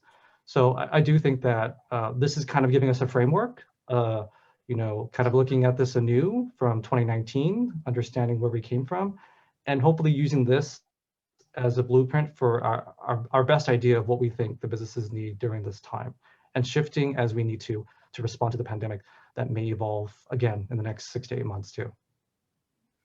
Thank you. And, just as you move forward and I thank Alex and all of you that walked and did all of those things to really reach some of the communities or some of the businesses in our communities. But as you move forward and things do open up and you can do more face-to-face to perhaps target some of those minority businesses or bring folks, so we have great library staff that are bilingual and other staff in our city that, will, or bilingual or other languages and other than Spanish, of some of the minority business owners that might need a support, or just a hello, how are you? How's it going? I think that it makes a huge difference. Yes. Thank you. Thank you. Thank you, Councilmember Aguirre. Vice Mayor Hale. Thank you. Well, I'll join in the accolades for our incredible staff and partners. I want to add, I know many partners worked on this plan, but I do so appreciate the sweat equity that you all put into this plan. And also, Mr. Wong, I really appreciated that really thoughtful response about how this is going to inform future work. And again, so grateful to have you on the team. This is, I think only your second presentation to council, and you've had to really jump in. So we really appreciate that. I'll be brief. I had one question and then a couple comments. Question is, how and if and will childcare providers be able to access any of these funds?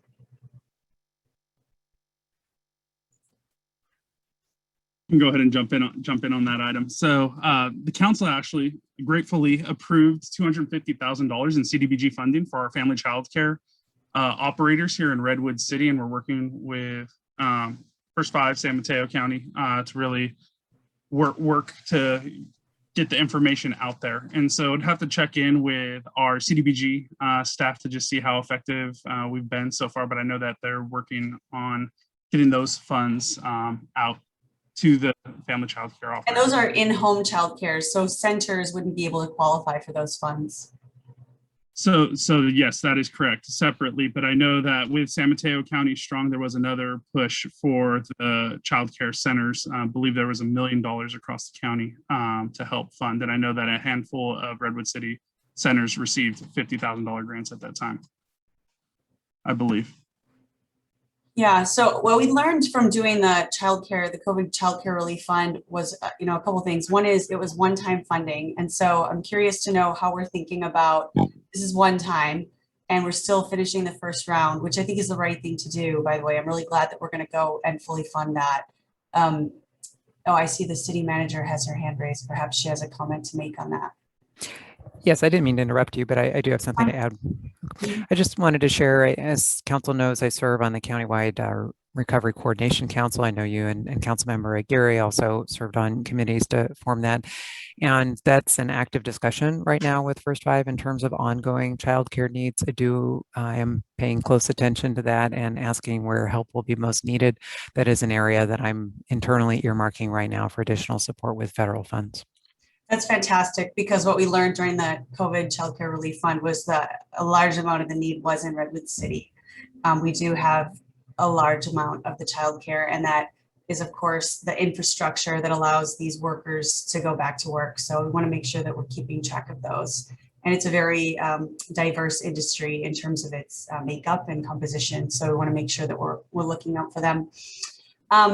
I wanted to make a note about parklets because it wasn't brought up that much in the discussion, but strongly encourage seeing those become permanent structures. I've heard nothing but positive feedback. We have so many small businesses who've already invested in the infrastructure, and it would be wonderful for them to make back that investment and for members of the community to be able to consistently feel like they can eat out safely. I don't know that we've done a community survey on that yet, but I was speaking with colleagues in San Carlos, and they got a strong indication from their public that a lot of folks, you know, even after being vaccinated, don't feel safe eating indoors, or their children aren't yet vaccinated. So they don't feel that they can go out for a family meal indoors. So I'm hoping that we can keep that as an option. We live in Redwood City and we have climate best by government tests. So we should make it possible to continue to eat outside as long as people want to and businesses want to serve them. So I wanted to just add my support for that. And then to just say that I strongly agree with the need to close out that round and fulfill the need of those businesses that weren't able to be met. So I just really, truly appreciate the work that's been done here by everyone, and excited to see where we go next. Thank you. Thank you, Vice Mayor Hale. Before I make my comments, I'd like to ask Council Member Espinoza Garnica if you would like to say a few words. Well, basically, I think everyone's asked a lot of great questions, you know, and I'm learning a lot by listening. And overall, I share the sentiment that I'm very impressed with everyone's work. To have the incentive to help our smaller businesses. And, you know, it seems we've already have our priorities listed as targeting those who are marginalized or may face obstacles historically, because historically to these resources. So I'm all for it. I heard Vice Mayor Giselle Hale's comment about having you know, the streets available for businesses, you know, and I could definitely share that I agree with that. Overall, I think that would be, another tangent, but I definitely appreciate having these spaces that are just for pedestrians as a result of all this stuff. So I think in the end, I just hope that we can keep some of the things that are really working for us in COVID, like that, for example, and, you know, online stuff, and, you know, continue a conversation, just check in and see how we're doing, and see if what we can keep, you know, because yeah, you're doing a wonderful job. Thank you. Thank you. Well, I'd like to say thank you, Council, for your wonderful comments and great questions. I'd like to thank our regional partners. I know it's been said, but I don't think we can say it enough. We couldn't have done this if we all weren't working together. So I'd like to thank, for those who don't know, some of our regional partners have been Silicon Valley Economic Development Alliance, Samtrans, SamCEDA, NOVA, joint venture Silicon Valley, but our local businesses and collaborations have been absolutely essential. And that would be our Redwood City Chamber, our San Mateo County Chamber, the Redwood City Improvement Association, our Downtown Business Group, and our neighborhood business associations and community groups. Without that collaboration and cooperation that we've all shown with each other, this work would not have gotten done. So I really want to thank everyone for pitching in and working unselfishly to try to make sure our city moves forward. Last but not least, I want to thank our city staff. You've shown flexibility and nimbleness since day one. That infamous March day when we declared a state of emergency, it's a day I'll never forget. Certainly a time that opened the door to a whole new array of unexpected consequence that came our way. But our staff, time and time again, has shown how they just jump in, switch hats, and do what needs to be done. And I want to thank you all for working that way so cohesively and collaboratively, and I really appreciate it. Our community owes you a great thank you for the work that you have done. I did want to ask Simon to remind us when that week is we're supposed to support our local restaurants. Yes. It's coming up, I know. Yes, Peninsula Restaurant Week. It's May 14th to the 22nd. So we, at this point, I believe, have 9 Redwood City restaurants who have signed up. We encourage everyone to go ahead and check out their website to see who might be participating and come out to patron our local restaurants the following week and enjoy a meal and enjoy the weather outside. And we hope to see a robust response and future participation in restaurant weeks up and down Peninsula. If we go to our website, www.redwoodcity.org, can we find that information very easily? We can go ahead and have some more information sent out, including a newsletter, and we can see if we can go ahead and highlight that on one of our web pages. Okay, thank you very much. Because I want to be sure that I make each and every one. Remember, there's breakfast, lunch, and dinner opportunities here. I did want to say on page 4 of 9, I think it's under the first attachment, when we talk about our vulnerable population support, could we also include, besides ensuring provision of basic needs, besides supporting in need of mental health resources, could we also put how important it is that we lobby together, our state and federal electeds, to assist our most vulnerable populations, that we keep our finger on the pulse in Sacramento to make sure that they are paying attention, that we have dire needs in our communities, and we should lobby for those needs whatever chance we can get. Yes, absolutely. Thank you very much.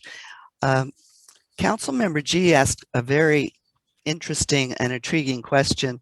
If we had an extra $200,000, what would we do? This is a subject, it may not require extra money, but I do know it would require extra bandwidth. So I'm looking for your assistance on how we could find balance here. Before COVID, we kept promising our auto dealerships that we were going to address electronic signage, as well as car storage and a number of other things that were really important to them. As I'm reading our information, our auto dealerships generate approximately 20% of the city's total sales tax revenues in Redwood City. They're very important to the sustainability of our budget and our community. And I don't consider them big business. I consider them small. Many of them are family run, smaller businesses. And I know when COVID hit, it wasn't our intention, but when COVID hit, we put electronic signage on the back burner. It just wasn't a priority at that time. But now we're talking about restoring and recovering. And so I'd like to bring it back to discuss. I'd like to ask my council colleagues if they would consider that if there was something that maybe we could put out maybe 6 to 8 months and allow the electronic signage to go forward, because I know it needs staff time, especially legal, to work on this. But this is something that our auto dealerships have been waiting for forever and have been really patient. But this weekend, I must have received at least 3 or 4 phone calls from different people in the auto dealership business asking for our help. They've been pretty patient. So I'm hoping that it could be considered that we would move forward with our electronic signage, whatever it looks like, and then maybe have something that maybe staff could work on when we complete that. it's just, I just want to put it out there because I really feel our auto dealerships, which are very, very important to our community, and their new technology is growing every day. And I just would love to see us think about offering this to them. In Santa Rosa, there's a sign that you have to stop in Santa Rosa because they put up all their dealerships, and what you feel is this is the place for you to purchase a vehicle. And I really like going by there, and it always reminds me that this is something I'd like to see us do. So I'm just bringing it up because it hasn't been brought up at all tonight. And it's not because we're not thinking about them. It's just that there's so many things to think about that sometimes we forget that there is some unfinished business that we need to take care of. So I'd like to ask our staff, if I have support from the council, I'd like to ask our staff if they would consider looking at the work that we have and maybe come back to us and say, is there something that maybe we could defer out 6 months or so that we could address this important detail and get it off our checklist. So I'd welcome any council comments. Certainly, if anyone would like to add anything to what I just said.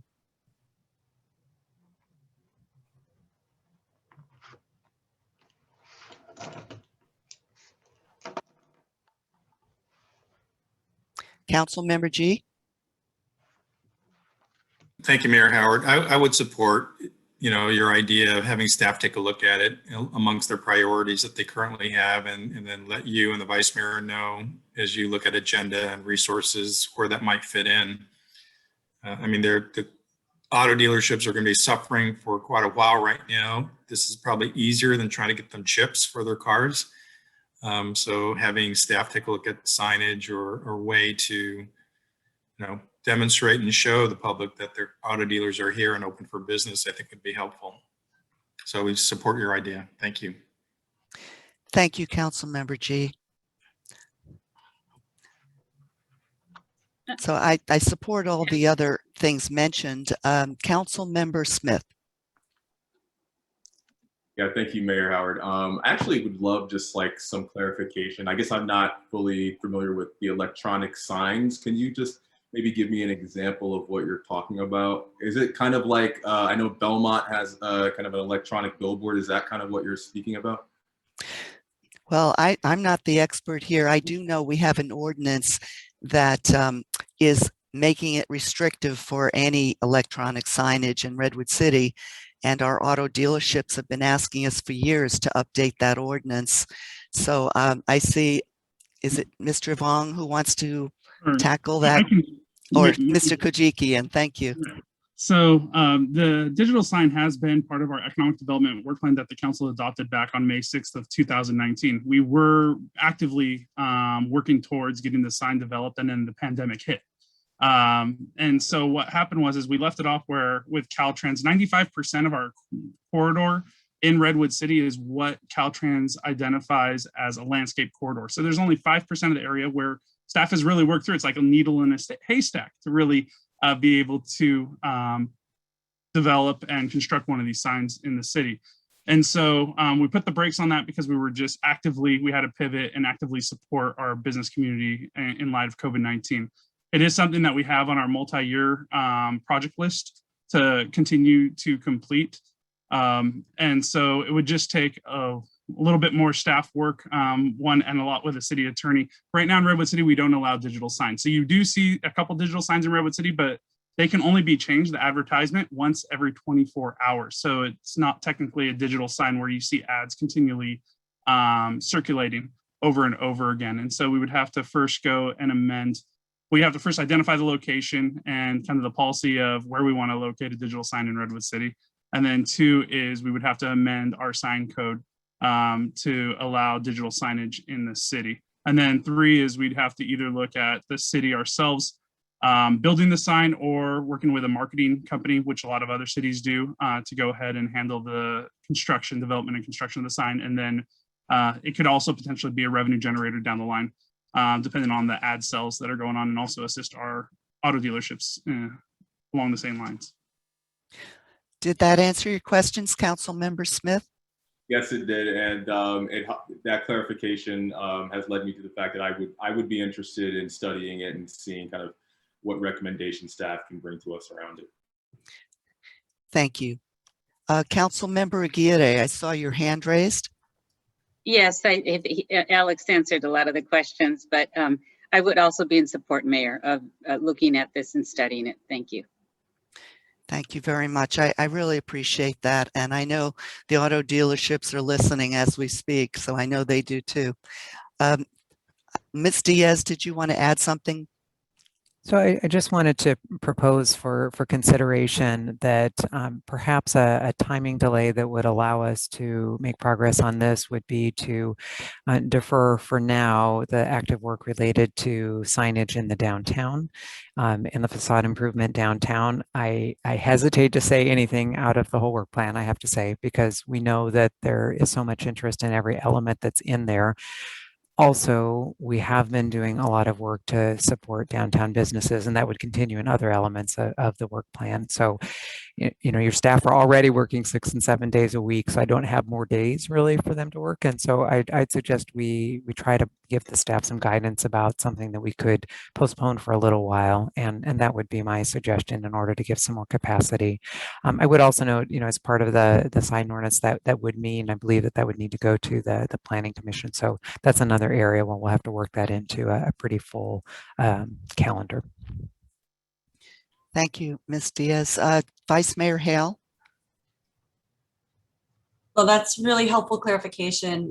Thank you to our city manager. I'm wondering if, and I think this kind of goes back to Councilmember G's original comment, we would simply tee this up to be the next top priority on economic development after the staff has had the opportunity to get through this work plan. I'm wondering if that would be amenable to you, Mayor. I'm sorry, maybe you could explain that again. I'm not sure what you meant. So I think the question that the city manager just posed is what would we defer from this specific work plan to get that done? And I think that instead of picking something to remove from the list, we would simply say there's interest in having this be sort of the next item up after we complete this work. Well, I'd like to know what the timeline would be, because some of our auto dealerships are really struggling right now. And I just, maybe we should have a meeting with the auto dealerships and talk to them. I'm not sure. I'm a little worried, to be quite honest with you. I don't want to lose another auto dealership to another city. And I think that this is something that's, like I said, they've been very patient. This was really about to take off, and then COVID hit. So maybe there's more discussion on what could be delayed and what kind of time frame are we talking about. If we're only talking about 6 months, then we could ask the auto dealerships, is that okay? But if we're talking a year to a year and a half, that may not be okay. So I think we need to get a little bit more information. So a couple potential paths forward, given the hour and that we still have a large homelessness agenda item I know we all want to get to, is either do you have a recommendation for a specific item that you would want to see deferred, or should we take it up at, we could take it up at the mayor or vice mayor meeting? And I'm certainly open to going to a meeting with staff and the members of the auto dealers to hear more and to learn more and continue the conversation. What would be meaningful to you? Well, I know it's been mentioned by several council members, the importance of working with our businesses, and I know signage and facade has come up. So I'd like to just ask if this would be something that could be considered, that we deferred for a short period of time so that we can complete the signage, excuse me, the ordinance for electronic signage. Would that be amenable to council? If not, then maybe what I'd need to do is ask staff to look at other options, possibly, if it's something that we're talking a year to a year and a half that the autos would have to wait.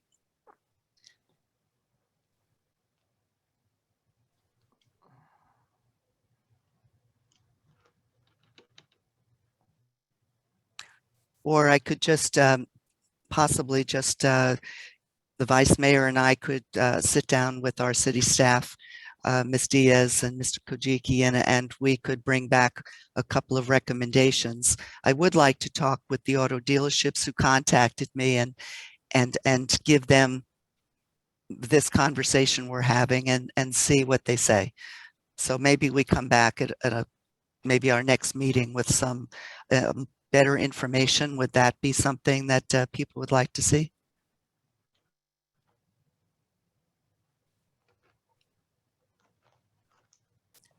I see microphones off. Councilmember G?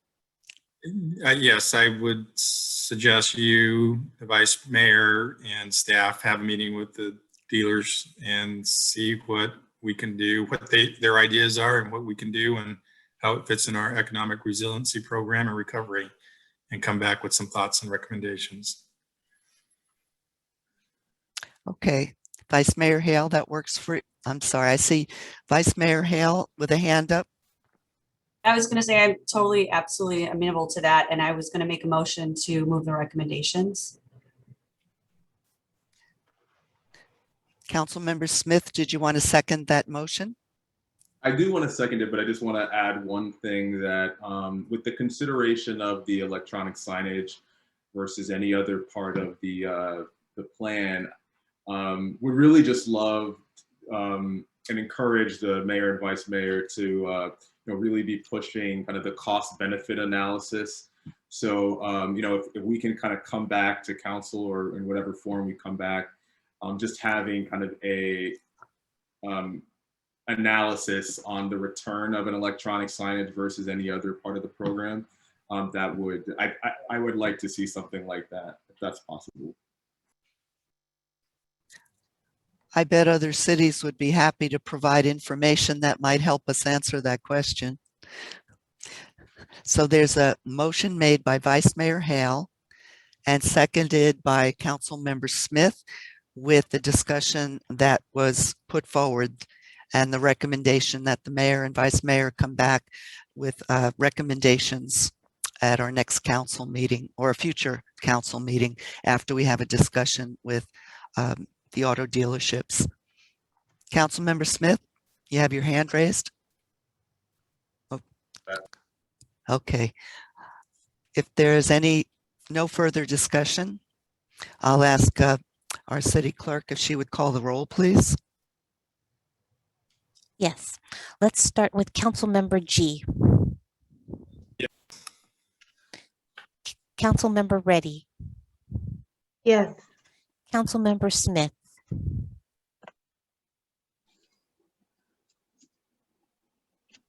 Yes. Thank you. Councilmember Aguirre. Yes.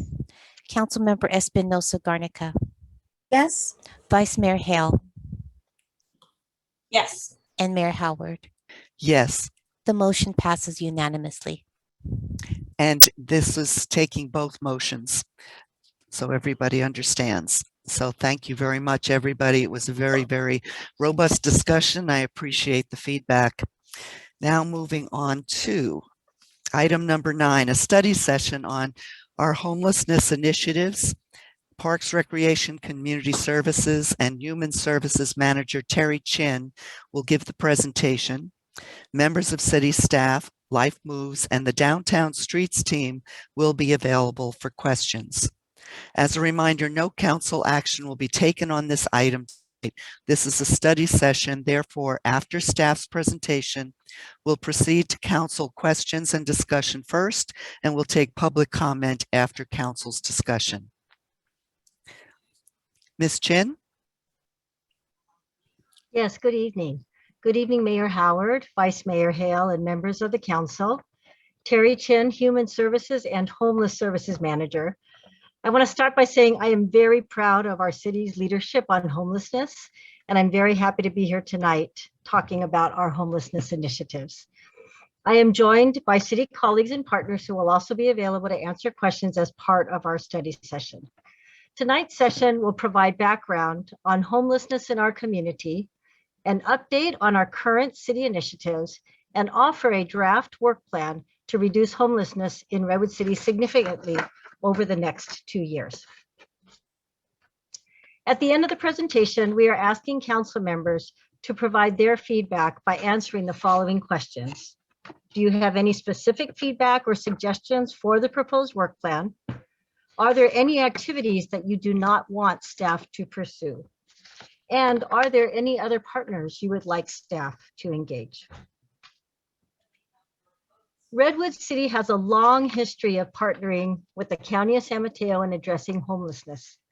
This includes establishing the information referral program at the Fair Oaks Community Center in the 1980s, when the county needed a local partner to provide safety net services and to connect unsheltered residents to the countywide homeless system. This also includes establishing Redwood Family House Shelter in the 1990s, asking Life Moves, formerly known as Shelter Network, to operate the family shelter in Redwood City. And the city has been home to multiple programs and services, including Life Moves, Maple Street Shelter, Mental Health Association's Spring Street Shelter, and then later Cedar Street Apartments, and also Star Vista's Your House South and Daybreak Shelters for youth. Every 2 years, the San Mateo County Human Services Agency conducts a one-day homeless count and survey that the city participates in. This chart from the 2019 one-day count combines data on sheltered and unsheltered residents. As illustrated here, an overwhelming number of unsheltered residents during the last count were living in motor homes or RVs. The number of people living in RVs represented a 127% increase compared to the prior 2017 one-day count. As you can see here, in this comparison of cities and communities, Redwood City had the highest of unsheltered homeless in the county. The 221 unsheltered homeless individuals represented 24% of the unsheltered population countywide, although Redwood City represents only 11% of the total county population. As detailed in the staff report, since 2007, Redwood City consistently has either the highest number of unsheltered residents or is one of the top 3 jurisdictions countywide with the highest number of unsheltered homeless in San Mateo County. You will note the blue section of the bar graph represents the unsheltered residents living in RVs or motor homes. As I will address later in this presentation, the city's temporary RV safe parking program has made a significant impact on this number for Redwood City. For this reason, we are now looking at the gray and yellow sections of the bar graph. Due to the pandemic, the County of San Mateo received a waiver from HUD to postpone the biannual one-day homeless count scheduled to occur this past January. As a part of our city's efforts to address the growing number of encampments in different parts of the city, we conducted our own one-day or point-in-time count on Friday, April 30th.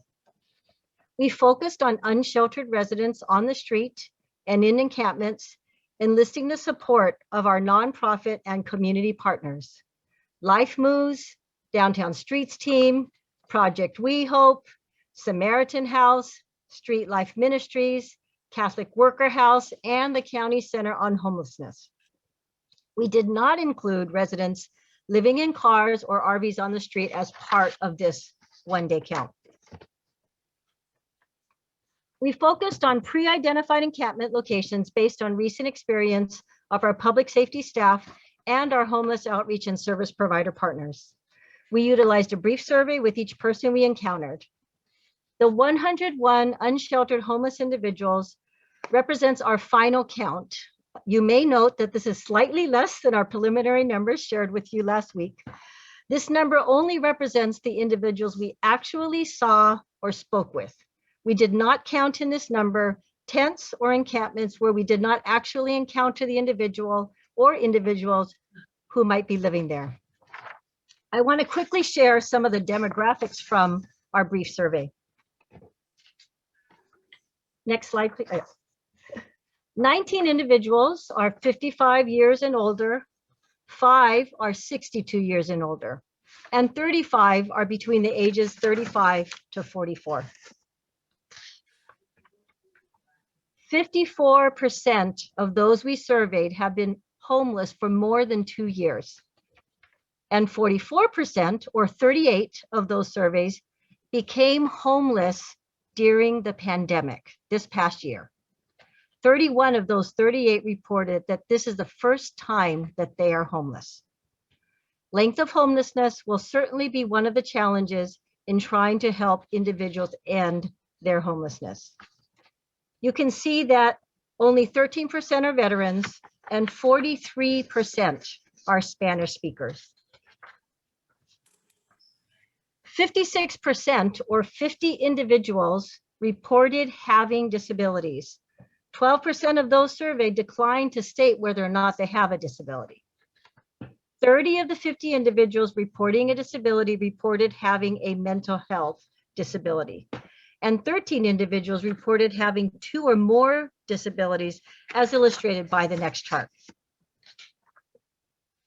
Adults with disabilities tend to have extremely limited income resources. Adults with multiple disabilities have higher barriers to returning to housing. The county homeless system prioritized those with the highest barriers for available housing resources.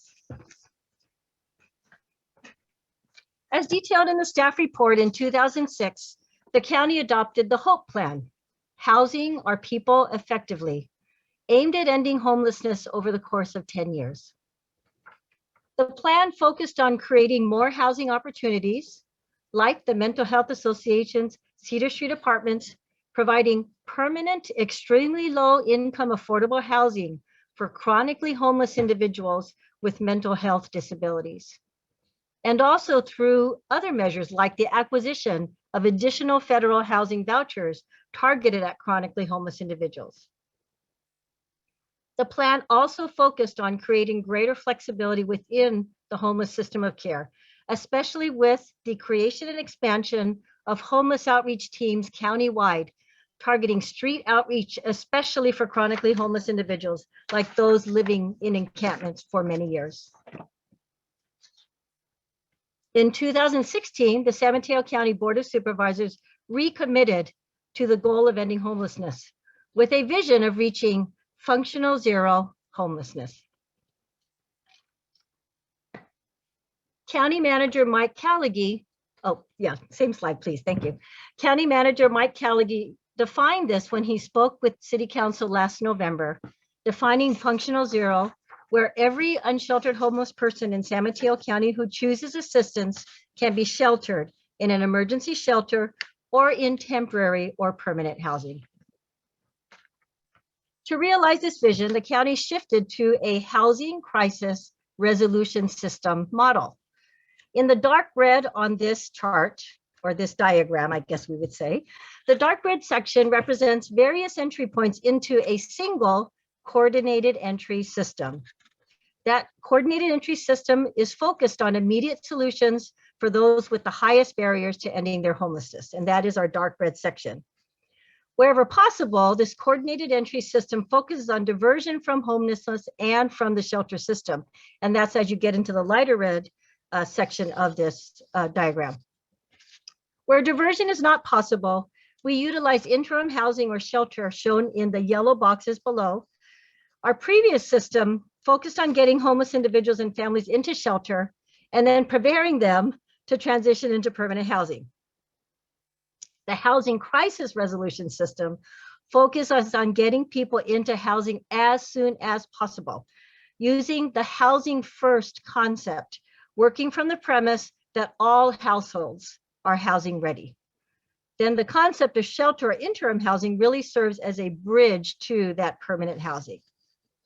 Finally, the green section is about quickly rehousing. So it's about offering permanent housing as quickly as possible for households experiencing homelessness. And this happens in various ways through various options as shown here. The options include rapid rehousing programs with limited term rental subsidies, permanent supportive housing with long-term subsidies and supportive services, affordable housing with long-term subsidies or at significantly below market rates, and finally, market rate rental housing. As detailed in the staff, oh, sorry, same diagram still, not quite done. As detailed in the staff report and illustrated here, the Fair Oaks Community Center serves as the primary access point for our community, but not everyone comes to that door. So especially for those who are on the street, whether that be in encampments, in cars or RVs, the calls for service are often what makes the initial connection to homeless outreach. And this includes both connecting people with much needed mental health, medical or other services, and connecting them to the coordinated entry system. Even after people have connected to the coordinated entry system, not everyone goes to shelter or stays in shelter, yet they are still eligible for possible housing options. So ongoing homeless outreach becomes critical to connect those who are on the street to those housing options. Next slide. Since 2019, the city has invested $3.5 million in one-time funding towards homelessness initiative. Again, thank you for your leadership. Our Interdepartmental Housing and Homeless Innovation Team, HIT, developed the initial proposal for both the Healthy Streets Initiative and the Downtown Streets Team 2-year pilot program, and continues to look at ways to proactively address the impacts of homelessness in our community. The City Council's Safe Parking Ad Hoc Committee, established in the fall of 2019, made up of Vice Mayor Hale and Councilor Member Reddy, together with members of the Housing and Human Concerns Committee, developed the plan that led to the creation of our temporary RV safe parking program. And City Council approved in February the city manager's recommendation to allocate an additional $800,000 for addressing homelessness. The annual funding noted here represents support for the Fair Oaks Community Center as the access point for our county system, support for shelters, and support for other homelessness-related services provided by nonprofit community partners. Formally launched in October 2019, Downtown Streets Team, or DST, is a program that provides a pathway for homeless individuals to gain employment and permanent housing while keeping city streets clean and beautiful. The map here shows the areas that DST deploys team members to 5 mornings a week. Through this program, as of April 30th, 10 team members have been placed in jobs. That's 2 more than was reported in your staff report. Of note, this is in spite of the employment challenges faced community-wide since the pandemic began last year. Beyond cleaning city streets, DST's role in partnership with the city has evolved to including servicing of porta potties and hand washing stations that were deployed to support health and safety for the homeless during the pandemic, homeless encampment cleanups, and even a weekly encampment waste services pilot project. DST's support of homeless encampment cleanups has greatly reduced the amount of staff time and money Public Works Services needs to dedicate to this work. The city's temporary RV safe parking program, launched in October 2020, in tandem with the city's prohibition of overnight parking of RVs on the street, has successfully shifted the presence of unsheltered households living in RVs on the street from a high of 140 RVs per night to an average of 25 to 35 per night. And of that number, most living in RVs on the street are participating in the city's temporary RV safe parking program and following program policies that have minimized the public health concerns that previously had been present. The program, operated by Life Moves, includes both the city's safe parking site at 1402 Maple Street for 40 RV households and on-street permitted parking for approved participants. Of note, as indicated in the staff report, 85% of the program participants were Redwood City residents prior to living in their RVs. The goal of the temporary RV safe parking program is to assist RV residents in transitioning to permanent housing. In addition to providing ongoing case management for that purpose, Life Moves also continues to provide a variety of services and referrals for program participants, including COVID-19 vaccines, food, tutoring services, mental health and therapy, medical support, employment services, and more. Although costs and staffing impacts from RV-related mitigation has significantly decreased since the establishment of the temporary RV safe parking program, addressing the community impact of homeless encampments continues to represent a large investment of cost and time. Of the call outs you see here for the fire department, 80 of those calls were responses to fires. 700 of those calls were medical responses.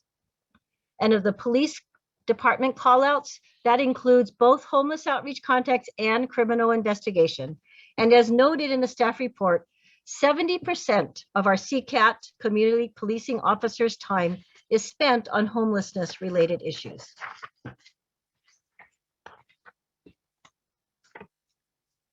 In spite of the health and economic crisis created by COVID-19, the pandemic also created opportunities for new ways of working.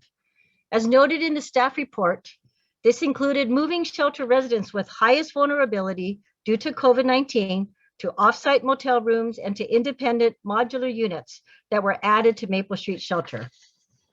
It included reducing the number of residents at the homeless shelters and creating the necessary social distancing and other modifications within the shelters. It included opening Bayfront Station at the Vagabond Inn in Burlingame as a non-congregate shelter for homeless residents with high vulnerability due to COVID.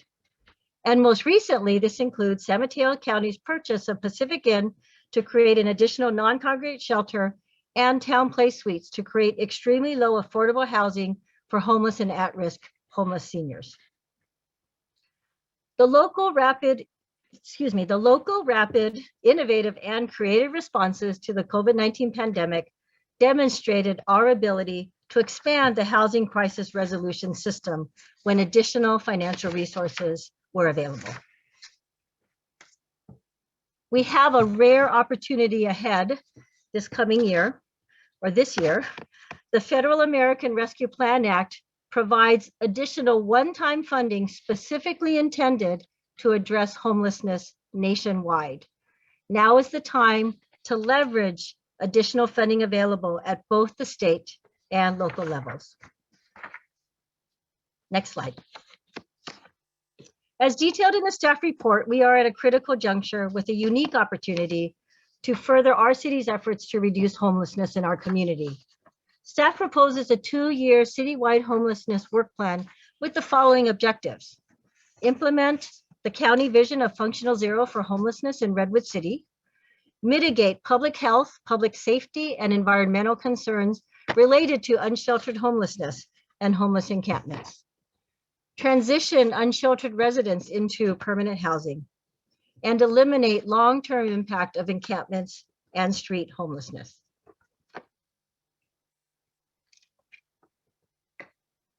Component 1 would be to continue and extend existing programs and services.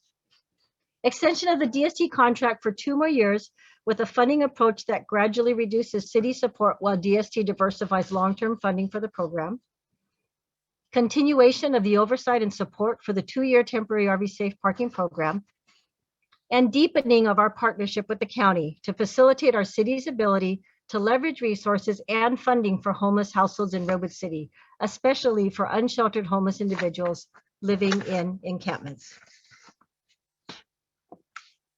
Next slide. Component 2 is to continue to mitigate health and safety concerns. Staff is hopeful that building on recent communication with Caltrans, we will be able to develop a proactive strategy in relationship to encampments on Caltrans property that combines cleanup efforts with ongoing outreach. Staff will continue to work with private property owners and on city right-of-way to schedule cleanup and mitigation efforts as needed, and explore expansion of innovative solutions like the homeless encampment waste services begun by DST late last year as a way to minimize health and safety concerns caused by garbage and waste in homeless encampments. Additionally, staff will explore the creation of a homeless hotline that can be utilized both for non-emergency reporting of health and safety concerns and for citizen reporting of individuals who might benefit from homeless outreach services. Over the last 15 years, we have learned the value of having homeless outreach workers who are able to meet people where they are, whether on the street, in vehicles, or in encampments. Component 3 is to significantly increase our homeless outreach capacity in Redwood City and to have a coordinated citywide strategy to address especially our homeless encampments. As detailed in the staff report, given the number of unsheltered homeless in Redwood City, we need more homeless outreach workers, including mental health specialists and peer outreach workers. And we need a coordinated strategy across agencies, as we have learned that especially chronically homeless individuals need regular contact and often need support and encouragement from multiple sources to transition to permanent housing. Staff proposes to issue a request for proposals to increase the number of outreach workers by at least 4 and to coordinate across agencies. As mentioned with component 3, a homeless hotline would facilitate outreach to homeless individuals in need as well. Component 4 is to create innovative solutions for additional access to emergency housing and permanent affordable housing.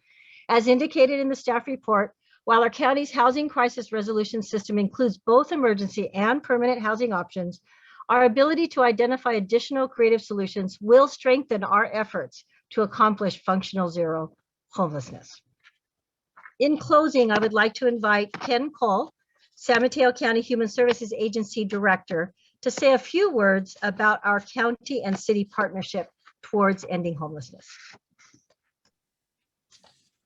Thank you, Mayor Howard, honorable council members, and City Manager Diaz and staff for this opportunity. I'll speak just quickly in support of the presentation you've just heard and be available for questions from a county-wide view.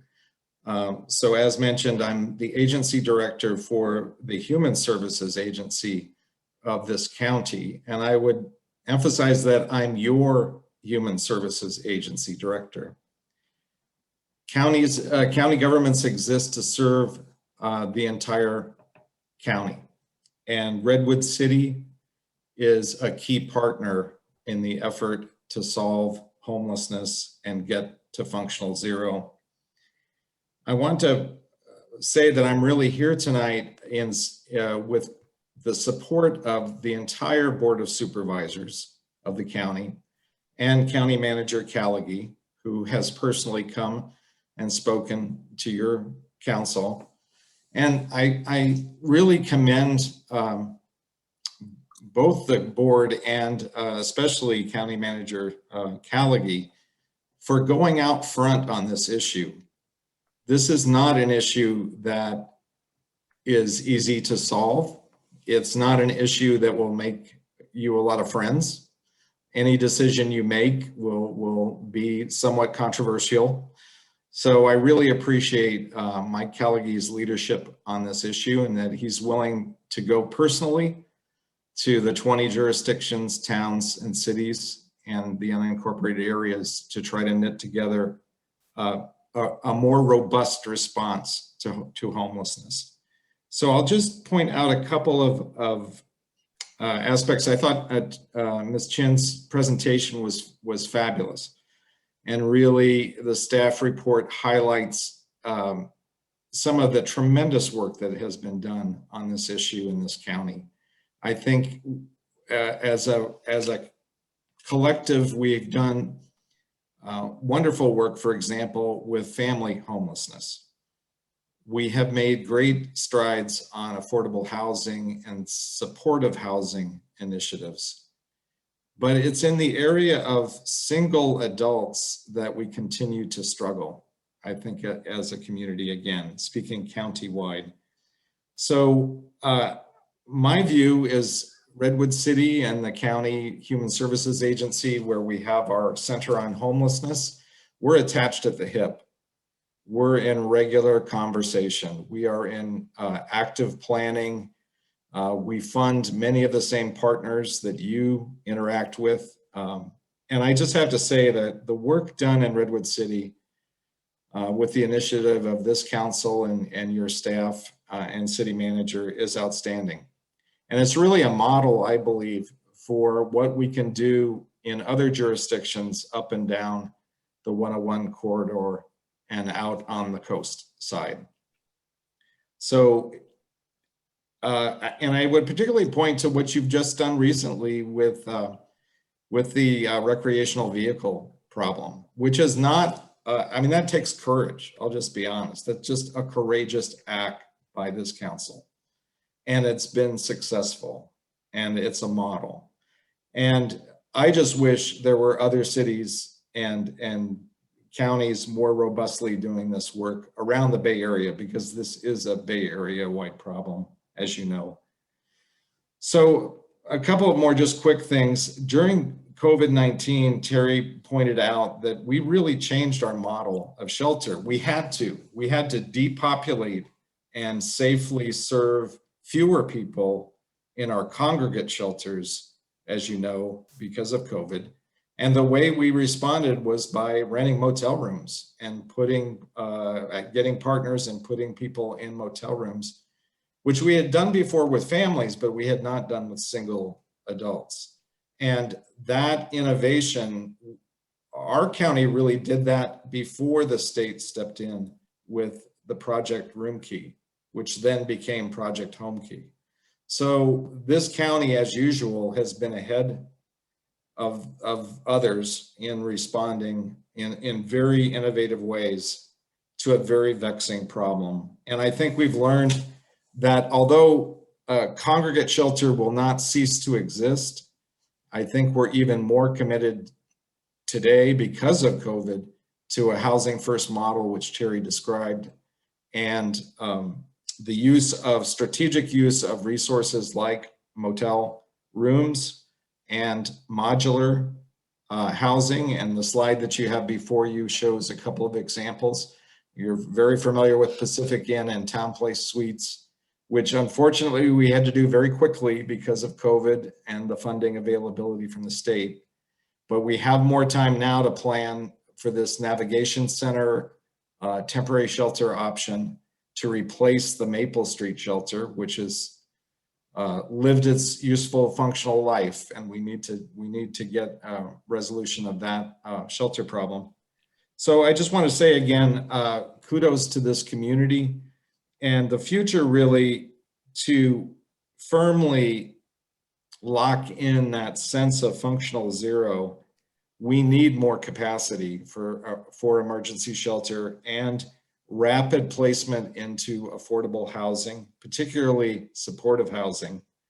So I look forward to continuing this long and very solid cooperative approach between the county agencies, both health and human services, and the city of Redwood City.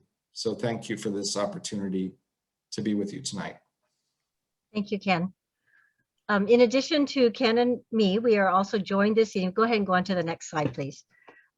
We are joined this evening by Captain Ashley Osborne, Officer Eric Otterson, Maddie Shire from Downtown Streets team, Isabella Carabed, and Hannah Blankenship with Life Moves. And so we will be available to answer any questions you have and look forward to your council feedback to us.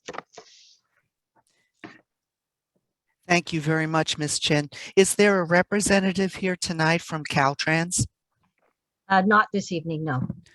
Okay, well, thank you for speaking to the agency. I was hoping there may be someone, but thank you for bringing up that we're forming a partnership moving forward with Caltrans. Appreciate that. Your presentation was excellent, as Mr. Cole said, and I'd like to thank Mr. Cole for being here this evening. I really do appreciate the comments that you have made. And I agree that what we're doing, we hope will become a model for others. I'm hoping that we could challenge our surrounding communities to step up in some fashion and do even on a smaller scale. Every little bit helps. And I think if we all share in this critical need, that we could make this problem a thing of the past. At least that's our goal, isn't it? Thank you. Well, now I think we're going to open it up to council questions for our speakers, and who would like to begin?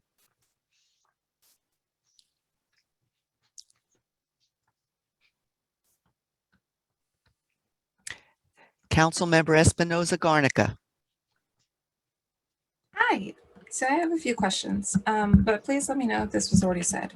I'm curious to know how many of those that are homeless in Redwood City have lived in Redwood City, how long they have been living in Redwood City, and if this was asked.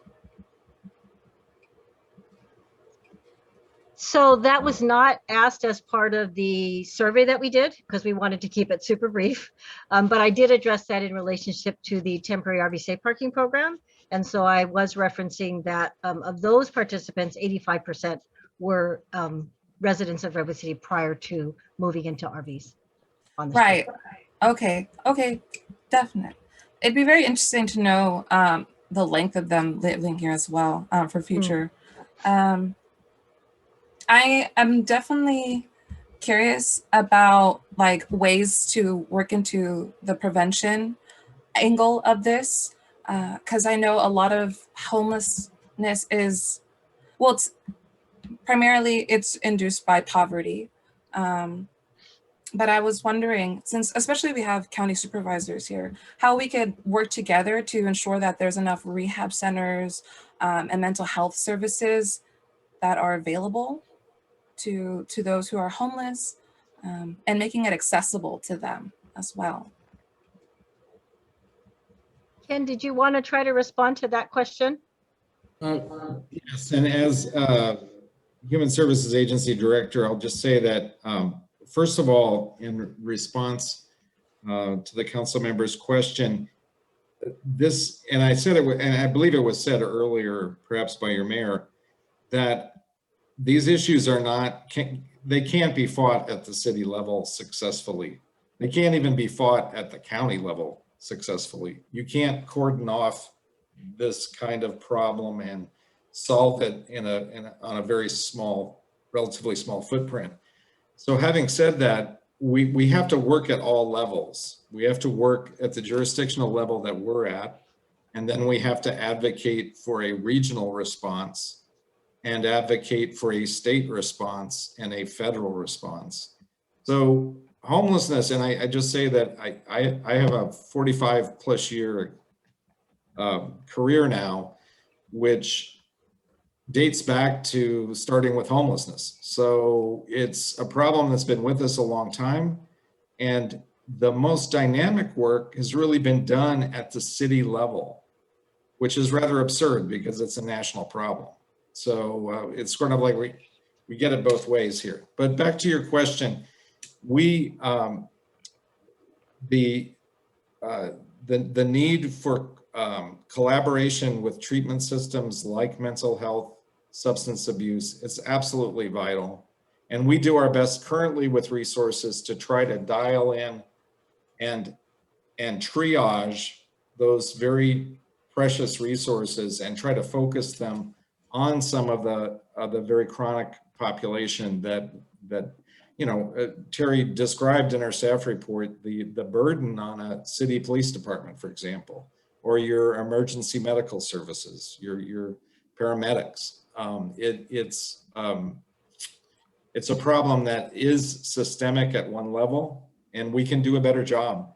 And again, our county is challenged by having that same story 20 times over with all our jurisdictions. So it gets back to the need to use, I really think use Redwood City as the example, but replicate it up and down the county, and focus those limited resources. And I'm afraid they're always going to be somewhat limited,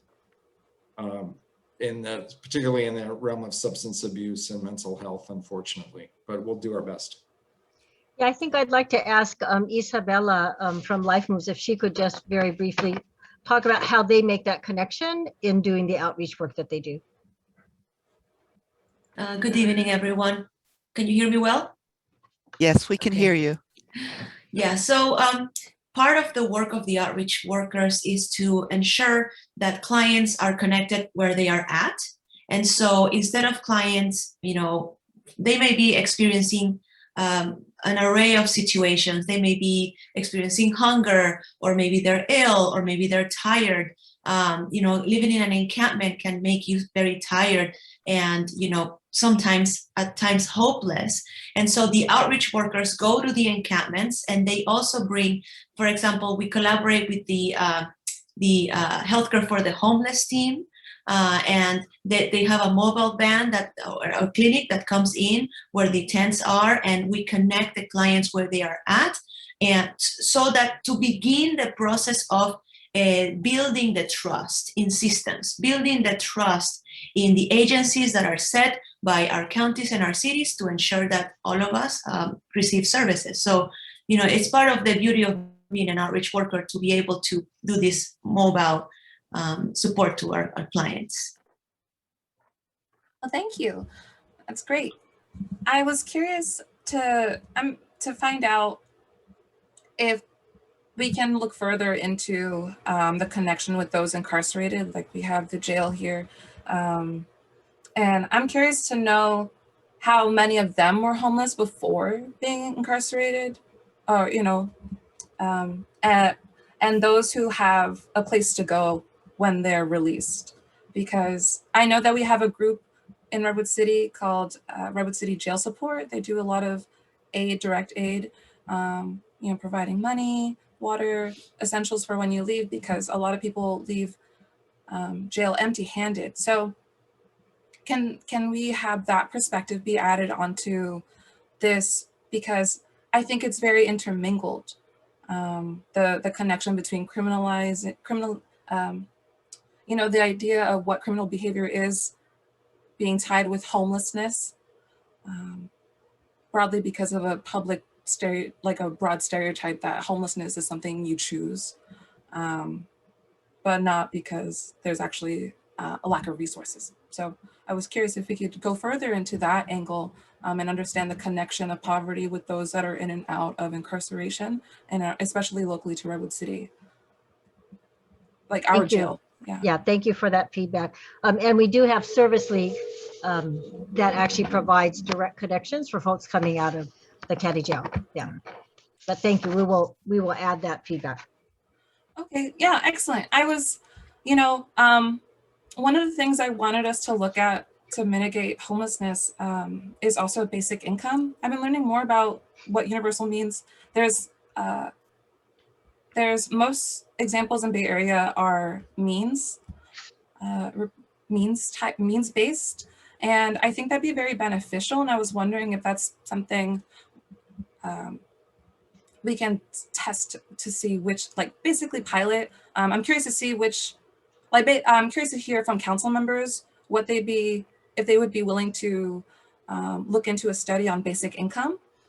I'm not sure on what the pilot would emphasize because there's so many different examples, and Stanford has a lab, if you go online, they have a basic incomes lab that is something you can look at on a map screen and just compare different cities around the world, examples of basic income programs. So I think the Santa Clara County has something for foster youth, but there's also the city levels, in Oakland and such. Because direct aid is so essential and so beneficial, right? I think that's something I would suggest to mitigate homelessness, and I'd love to hear from other council members. But I do have other comments to make, if you would allow. Well, I was going to say, why don't we have several hands up, and then we can always come back, okay? Okay, thank you so much. Okay. No problem. Vice Mayor Hale. Thank you so much. I want to say thank you to all the community support programs and our partners who made the time to attend this meeting tonight. I want to give a special thanks and shout out to Terry, who has been just such a fantastic leader in this space. Councilmember Smith and I were fortunate enough to visit the Downtown Streets team about a month ago. And she was there, she happened to be there talking to members of our community experiencing homelessness. And that's a very important distinction. They are not homeless people. They are people experiencing homelessness. And that's something I learned so much about the language of how we talk about this, because It's a label, and it's not a label anyone should have to carry for their lives. It should be very, very temporary, as has been described. And she was talking to these members of our community about what would help them to get housed. And for so many, it was about positivity and having an advocate. And this is the role that many of these programs play for these members of our community. And I've been so fortunate to witness it firsthand. I also want to give a shout out to Maddie Schreier from Downtown Streets team for the absolutely phenomenal work his team does, to our Life Moves partner, and to Captain Osborne, who we worked with on the safe parking program, which has been such a great success. And I'm so proud to see that program working now. I wanted to ask a couple questions and then make comments regarding these questions that you've posed. You know, first of all, I appreciate that you attempted to do a count, given that the official count was canceled, but I'm a little confused about the numbers because it almost looks as if homelessness has gone down, though we've heard anecdotally and we've certainly seen that it appears to have gone up. So could you just speak to the directional data, Terry? And then also, could you speak to what's been the role that the jails, the jails releasing inmates due to COVID-19? What's been that impact on our population? Yeah, on that latter part, I may actually invite either Captain Osborne or Officer Otterson to speak a little bit more about that. Although we have a sense that as people have been released, oftentimes that does mean that they are released in our community and become homeless. So with regards to the count, so we were not intending for this to be a continuation of the typical biannual count. And we were really wanting to focus on the problem of how do we address strategically ending homelessness for those who are on the street and literally in encampments. So that was why we chose to have that be our focus. So I can see where that can be confusing because the number then seems like it means it's less. But, you know, remember, we had a high in this last 6 months of 140 RVs on the street. And so that number has been reduced by 100. And so again, you know, it's really hard. It's not an apples and oranges thing. I guess that's the way I would say it at this particular point. And it doesn't mean that we're not going to have at a future point in time. I mean, in fact, the county, I don't know, Ken, I'm not going to put you on the spot. I don't think we've selected a date for the actual point in time count that we're going to do, but we will still be doing the fuller count. But again, we were really wanting to wrap our understanding around really how many of folks are actually in the encampments who aren't coming in for services, who aren't already accessing the system we have, because that was where we felt we really needed to kind of develop our next strategy. So I don't know if either Captain Osborne or Officer Otterson wants to say any more about more specifics you might know about releases from jail. Yeah, I'm not entirely sure I've got good information on that, at least factual information. We certainly anecdotally, I think, see a connection between some of the jail releases and the nature and size of the population. But I don't have numbers or anything hard to point to. Okay, that would be an interesting point of follow-up then in the future, just because it's definitely something that I've heard, and it's definitely something that happened. And so was there a census taken, an understanding of what would happen with these individuals after vaccinations were given? What was the plan? I see Mr. Cole has his hand raised. Perhaps he has a remark or two to make. Just real quickly, the institutional, the effect of any institution and the practice of release, whether it's healthcare, whether it's the jail system, the judicial system, it has to be part of your homeless response. And I think we are, that's actually an area of planning that we are just entering a new phase countywide on doing a better job of planning for institutional releases. During COVID, I can tell you that there was a lot of work behind the scenes to prevent unnecessary release to the street. And we have some innovative programs in the county, one called Service Connect, where we begin to talk with inmates before their release, well before their release, and try to arrange for housing, food cards, phone accessibility, a variety of services to prevent the effect of people ending up on the streets. So it's a work in progress. And during COVID, I think we actually did a pretty good job, but I'm sure there was spillover. And as the county seat, that's an effect for Redwood City. The county seat and the location where the jail is. Yes. So That's what I hope if communication was done and phones were given that there's some follow-up there, because it can, minimally help with where we are today, but hopefully help with informing your future plans around releases. And that's great to hear that that's a part of your plan. Great. I want to move on. And actually, Mr. Cole, I think this is for you as well. I was looking at a great micro housing project that went up in Mountain View, and I believe it was through Project Turnkey last week. It was stunning, and it was speedy fast that they got it built. And I'm curious to know if that's something that we could expect as a part of the county's response as well, sort of a micro housing. In addition to the hotels, is there anything like that in the works, or is that a part of the navigation center that's being discussed? Yes, I think the easiest way to describe it is the micro housing or modular housing. And I know the project that you're referring to. It's definitely in our plans for the navigation center, depending on site. So there's always issues of site constraints. If we get the site figured out, that modular is a very likely model. And the beauty of it is it can be put together, as you've acknowledged, very rapidly. Okay.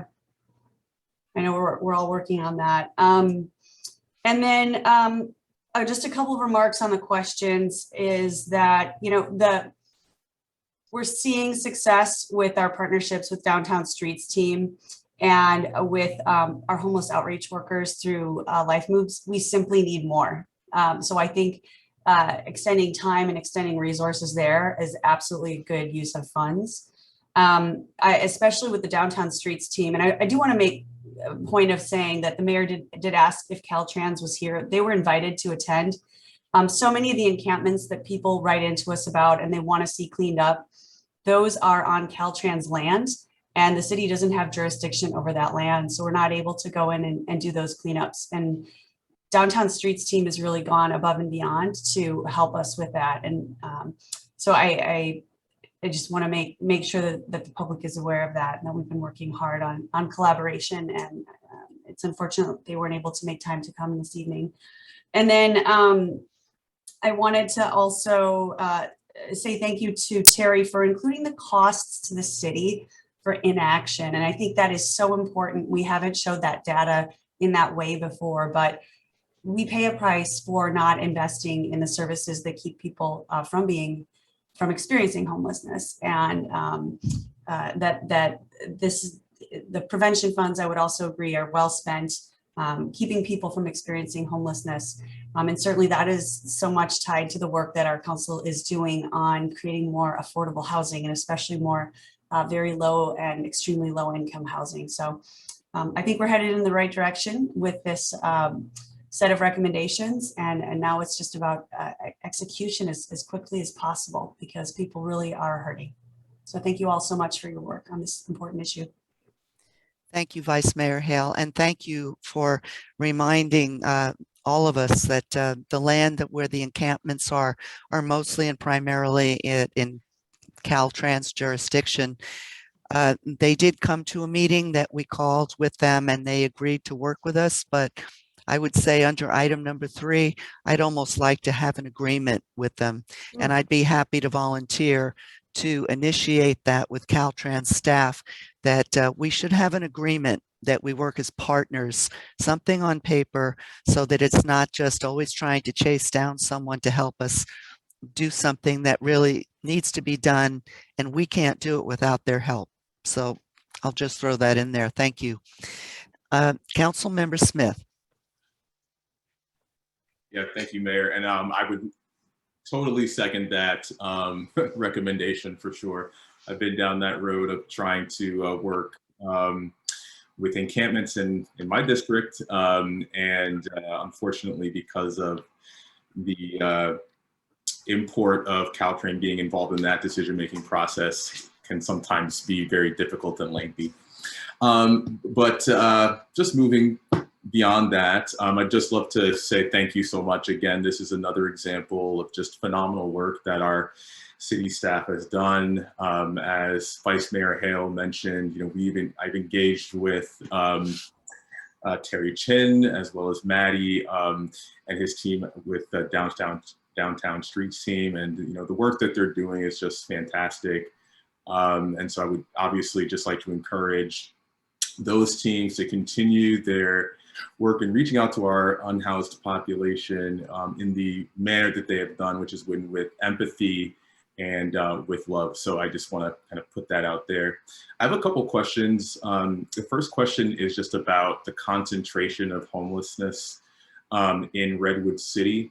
So it seems that we're trending anywhere between 25 and 31% of the county's homeless population. And I didn't really get a sense of what that narrative was. Why do we feel like Redwood City has such a high concentration? I mean, it seems, and that seems to be kind of a trend. Ms. Chin, that's a tough question. Yeah, I mean, I've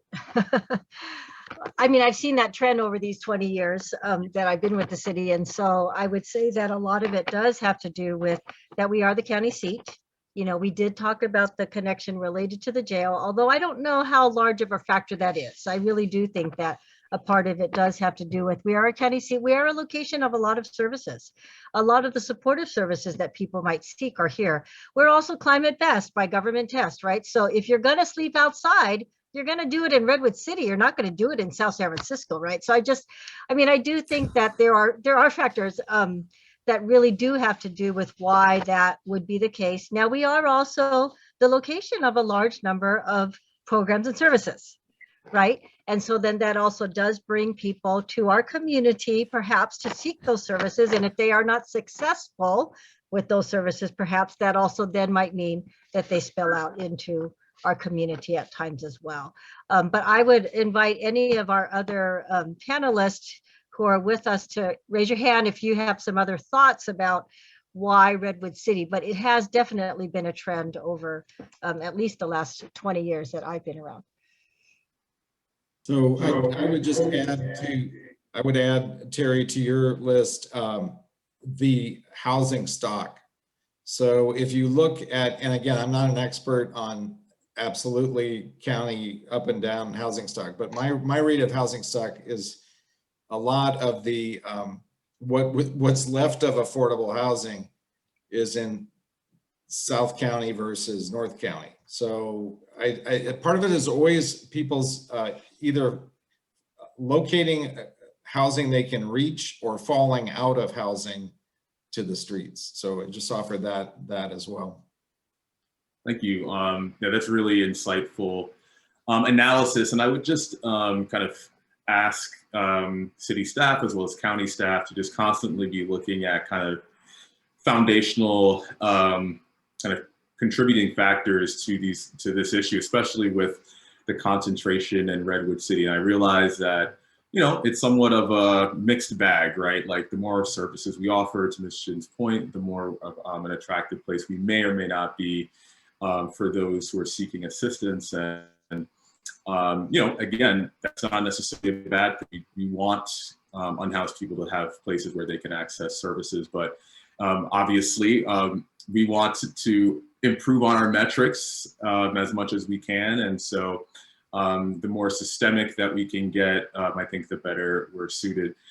Second question is about the MOUs with Pacific Inn and Town Place Suites. So I noticed that in the Town Place Suites MOU that there was a community advisory board that was developed and associated with that location, but not with Pacific Inn. Can someone give a perspective about why that is? You can go ahead and Alex, jump. do you want to address that? Good evening again. So on Pacific Inn, we have been working really closely with the Redwood Oaks Neighborhood Association. And so in working and partnering with the county, they thought it'd be best, at least locally, about the impacts of the neighborhood to have that go through the neighborhood association itself. And so they've already met previously through the step, and then also the county allowed city staff to be a participant on who they chose to operate the Pacific Inn Hotel as well. And so that was one of the big pieces of just how well they will work with the neighborhood should issues arise, and how can they actually be part of the neighborhood fabric to begin with. And so they will be a part of the neighborhood association in Redwood Oaks, and I know that they'll be going to those quarterly meetings, and that's what they've committed to. And I know that the county also, as being the property owner, will also be attending those meetings as well. Got it, great. I would just, really encourage the city and county staff to, constantly be looking for additional ways to engage. This particular site is actually within my district, and I know there were some folks in my district who felt like things kind of moved a little quickly, and they weren't necessarily given a forum to engage. And so, whatever we can do to create that forum would be great. I fully appreciate the use of the neighborhood association as opposed to an advisory group, but definitely want to see that engagement be as robust as possible. And my last question is about unhoused people in our community who refuse services, right? So this is somewhat related to the encampments issue that I've been dealing with in my district. And I'm curious if, and maybe this is a question for Director Cole, what, if any, actions can the county or Redwood City take to address this issue of unhoused people who refuse services? Well, it's a great question, and I think it goes back to the nature of outreach. So in our society, people are allowed to live under a bush. Right. They have that right. Even with a co-concurrent issues of mental health or substance abuse in some cases, they still have that right in effect to make that choice or take that avenue. So when it comes, so really what we're left with is engagement, and you want a robust outreach. You want people, and we have that in this county and in your city, excellent people on the street trying to slowly, and you have to go at the glacial pace of the individual to build the relationship that may eventually lead to treatment and housing or whatever the magic sauce is. Short of that process, you really can only have a very limited choices of enforcing. In the case of encampments, obviously there's a choice by the property owner to remove people, have the people removed from the property. But we all know that leads to you're squeezing the balloon here and it pops up somewhere else and you're chasing people around. So it's some mix in between. But again, I just go back to the fact that we pay a price for our freedom. We all enjoy our freedom, and there's a freedom of choice factor here that's pretty profound. So we're back to the issue of building those relationships, and it can take some time. Thank you. I appreciate that really thoughtful response. Just a few final comments. Of course, again, as I mentioned at the beginning, really excited about the work that Redwood City has done in collaboration with downtown street teams and the county. I really enjoy hearing the fact that we're leading the charge on this from a countywide and regional-wide perspective. So I definitely want to keep that up. Of course, kind of to some of my questions, really want to be thinking about how to walk, this at times very emotional and often very fraught decision-making process that includes folks in our neighborhoods. Of course, it includes our unhoused population, and just kind of to continue to just encourage you to be as thoughtful as you have been on trying to pursue programs that, you know, just work for as many people as possible in our community. So thanks again. I appreciate your time. Thank you, Council Member Smith. Council Member Reddy. Thank you, Mayor Howard. I need to clarify with you, I guess. This is still just our question period. Is that right? Because my council colleagues are offering comments, and I definitely have comments, but I didn't want to get in. I didn't want.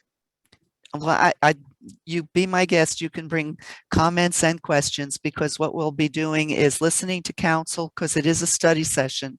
No final decisions will be made tonight, just suggestions to the questions that are before us. And then we're going to have time for the public comment. So I'd like to hear from the council, and then we're going to open it up to public comment. Oh, great. Okay, thank you so much. I didn't know whether I was waiting for us to schedule public comment first. So my profound appreciation to our Terry Chin. It was a wonderful presentation, but it represents this amazing body of work that has been going on since the beginning. And it's been an extraordinary year because, as I mentioned before, there's been a lot of tap dancing that's been required during this very difficult time. And Ms. Chin works with our public works, she works with our police department, she works with the directors of all of our departments in order to make whatever the issue is work. And so, thank you to Mr. Cole for joining us tonight. Having the county perspective was very important for us to have included in our conversation. I'm going to be hoping that, so the state and federal funds that are coming to us are coming to the county. And so I would like the county to be aware that Redwood City is stepping up. It will continue to step up. And if there are communities that aren't stepping up, I'd like whatever funds might have been set aside for them to be given to us. we can always find important things to do with our funds. So extraordinary work. I'm so impressed. And thank you to my council colleagues for making the space to make it possible for our staff to do what they're doing, and for staff to be able to come to us with these extraordinary recommendations. This is really unparalleled in our county. Finally, I have a request of my colleagues. It has come to my attention as a veteran leader with Faith in Action. Many of you are aware. Our sister organizations all belong to an organization called Pico California Project, which lobbies the state on a variety of issues, social justice issues. And it has come to my attention that they are not feeling confident that the governor and legislators will be extending the eviction moratorium after June 30th. And this really frightens me, because one of the things that we're talking about tonight is trying to prevent more people going into homelessness. And if we don't prevent people from being evicted from their homes, we're talking about hundreds of people in Redwood City who will be evicted when the moratorium ends.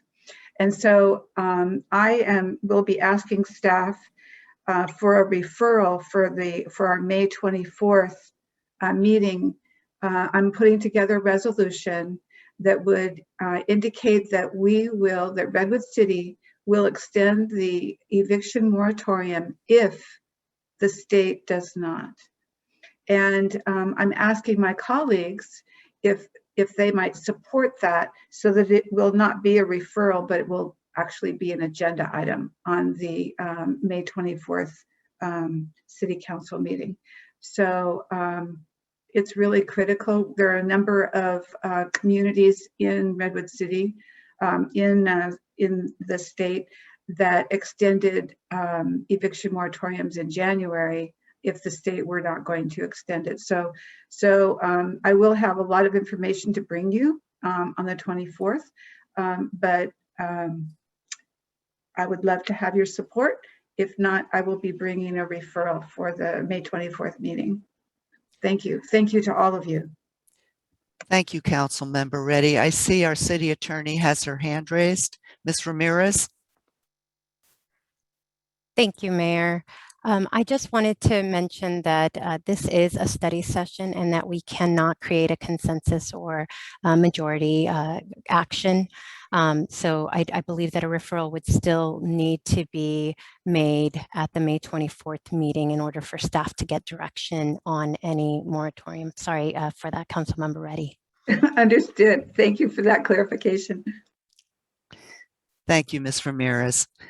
But Councilmember Reddy, I think you said it so very well.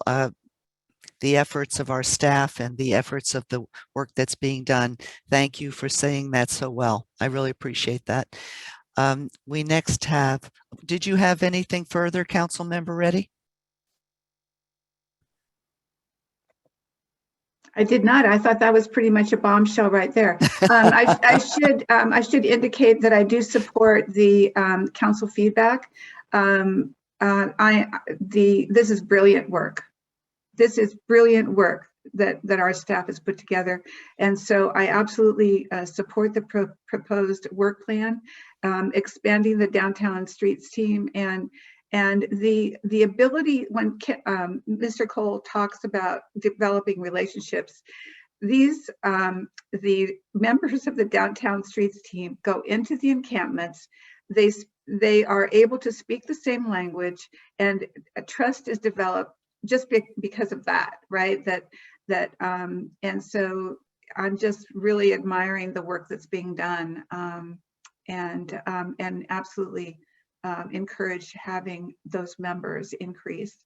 There are not any activities that I do not want you to pursue, for sure. And our list of partners is quite large. I can't think of any additional ones that I would want to add. But thank you again so much for all that you're doing. Thank you, Councilmember Reddy. Councilmember Aguirre. Thank you, Councilmember Reddy, for all of your thoughtful questions and concerns and comments. You know, we're trying to tackle a concern of folks that are from our community or around our community that has been a challenge for many, many organizations and groups. And I want to thank everyone that's here from our police department, Life Moves, and all the other partners and Street Life Ministries. And Terry, the work that you do with our community is, I don't know how to say it, but it is unmatched from anyone that I can think of the amount of time and where you are everywhere. So, and they're most vulnerable. So thank you so much for you and all of our staff that work on that. I was part of Shelter Network, so I know the work that they do and some of the shelters that we have in Redwood City. And I also remember how there aren't many cities that allow it. So I'm just excited that Redwood City has always been on the forefront to do the kinds of work that we do.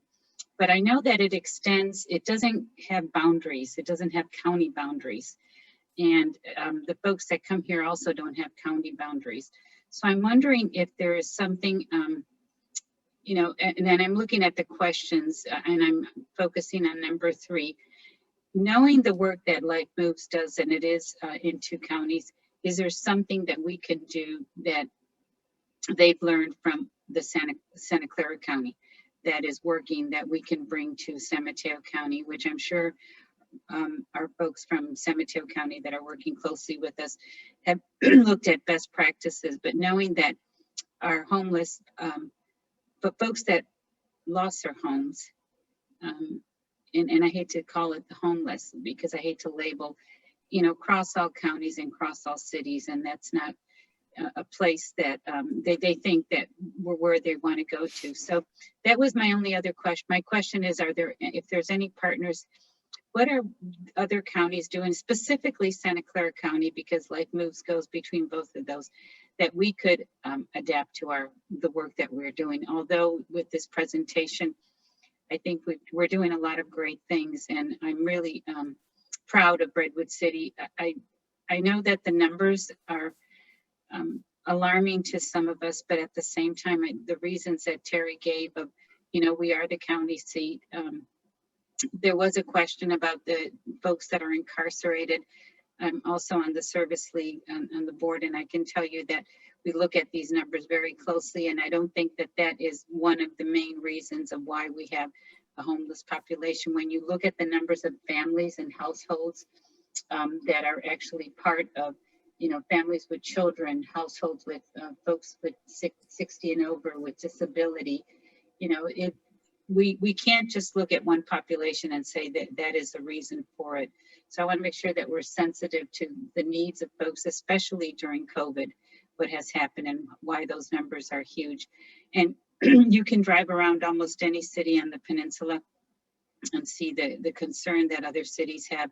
And what are we doing in Redwood City to make that better? So my only 1 and 2, I totally agree with, but I just want to make sure that we're looking everywhere with our partners and making sure that we're bringing some of the best practices to the city of Redwood City. Thank you. Thank you, Council Member Aguirre. And I'm sure Ms. Chen will be working with our different partners to make sure that we learn from what other counties and cities are doing. Best practices, as you said. Council Member G. Thank you, Mayor Howard and Terry. Man, thank you. And what you do, you are a force to be reckoned with, because you are everywhere. And this is something from your heart. And I wish there was just more cherries out there, because I think we can solve those that are homeless with more Terrys out there. But we're very lucky to have you. So thank you for all your efforts. And thank you to all the partners that are out there, because as you said it and Ken said it, this is something that can't be done alone. It takes a lot of people working together. So thank you for the presentation. Thank you for the collaboration. Thank you to all the work of all the hard partners.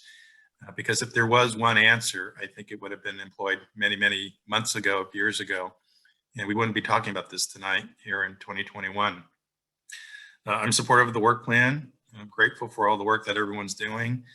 I think there is an opportunity that I think you shared in your presentation, Terry, that with this administration, there is a tremendous amount of resources that may be made available. So I think when you take a look at what the federal government may be doing, you look at the slide that you had all the different color things going on and about transitioning families and individuals into more permanent shelter.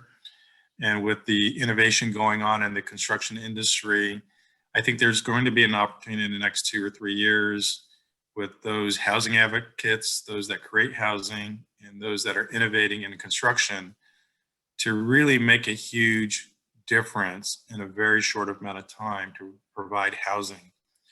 And some of the other work I do, the best environment is to have people sheltered with wraparound services brought on site to give people the needed resources and help that they need to move into a more permanent, safe situation. And so I think to question number 3, working with the housing, working with our housing staff, working with the county's housing staff, and working with the industry, and finding partners that have land are going to be another opportunity to make a huge difference in providing roof over the heads of people that are experiencing homelessness right now. But most importantly, Terry, thank you for your great work. Ken, thank you for the collaboration with the county. And thank you to all the partners who are making a difference out there in our community. I really appreciate that. Thank you, Mayor Howard. Thank you, Council Member G. And I do want to leave time for public comments. So I will just say I agree with all the lovely comments. I see Council Member Espinoza Garnica. Would you like to say something briefly? Oh, yeah. I mean, I would like to make some comments about, ways to act, but can I do it after public comment or? No, why don't you? No, yeah, public comment will be at the end. So that's okay. Why don't, go ahead. Yeah, okay, cool. So this is something I think about a lot. So, I mean, it's hard to contain myself. But I have been looking a lot at, the system, like the economic factors that lead into this, because all of this is very layered.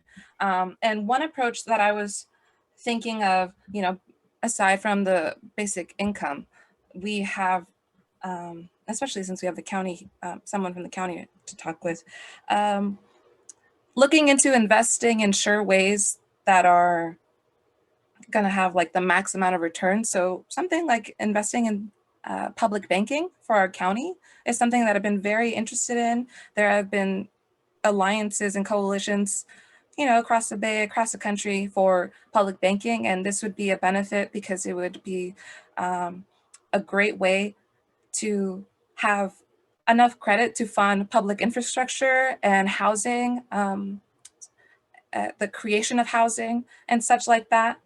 And that's something I really wanted to propose to the county. I'm not sure how it would work on a city level because I know like there's a coalition effort to do it in San Francisco, but I'm very much interested in trying to do something like that. And if folks are interested in working on that with me, or to pursue that agenda, I think that would help us a lot in creating the kind of stability in public infrastructure and developing it.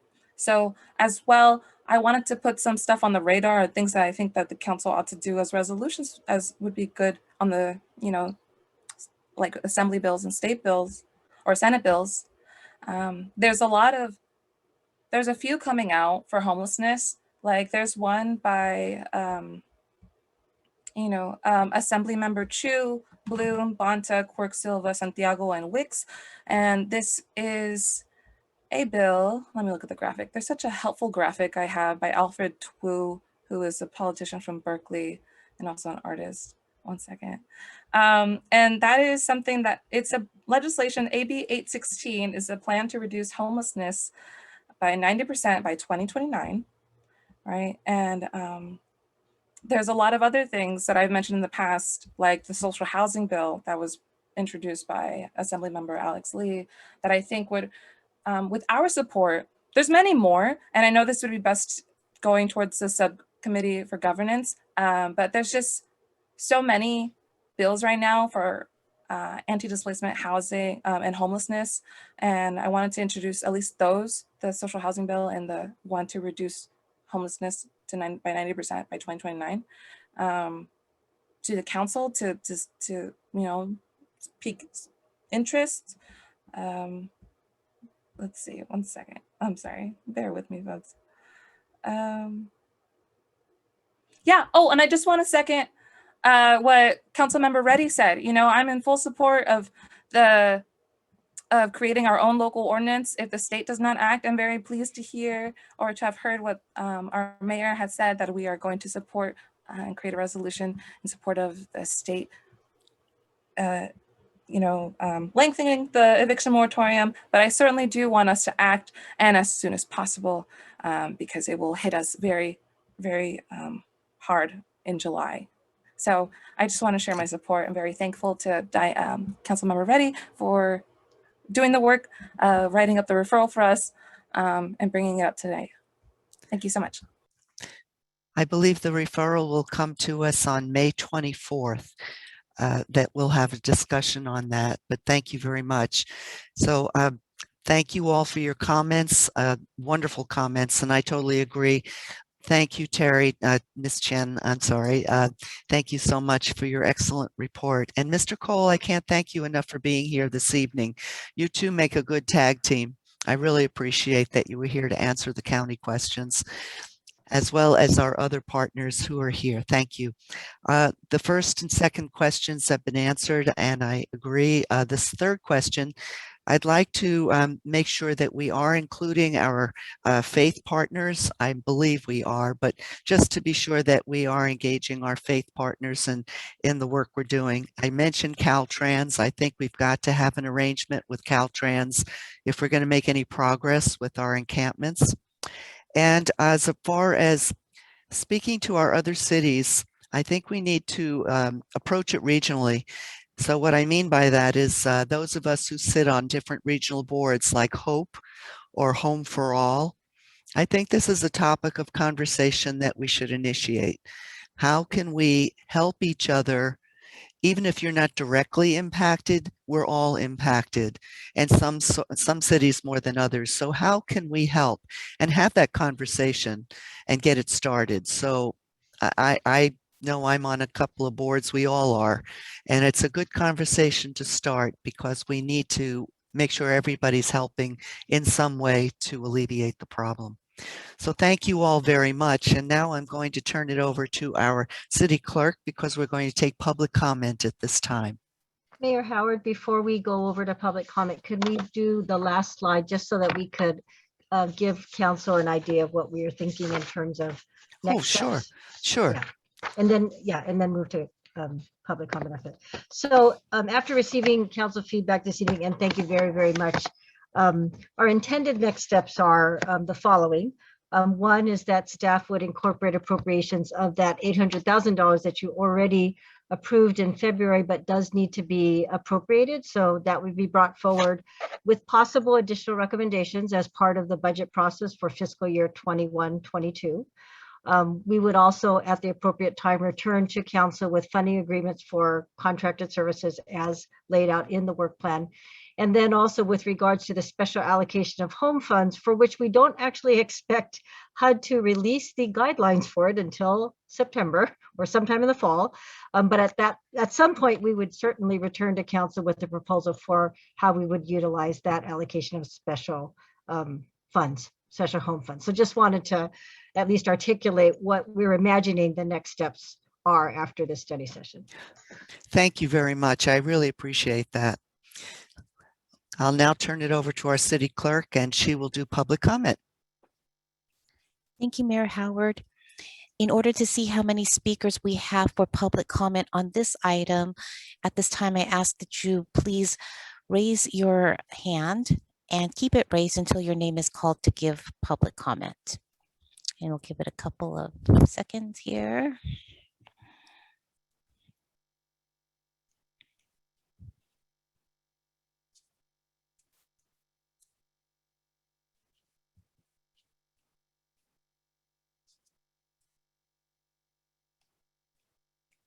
Okay, it looks like we have 4 public speakers. The last speaker will be call-in user 1. Each speaker will be given 2 minutes to speak. I will call names in the order the hands were raised, 2 at a time, and the timer will begin when you start speaking.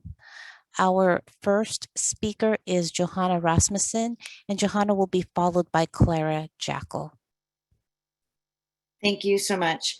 I am a commissioner on the San Mateo County Juvenile Justice and Delinquency Prevention Commission, and I believe that homelessness is the single most important issue that we face.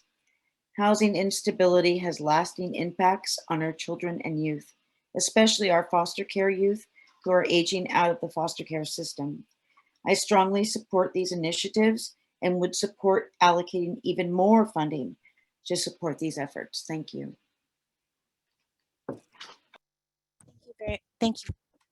Thank you very much. Our next speaker is Clara Jackal.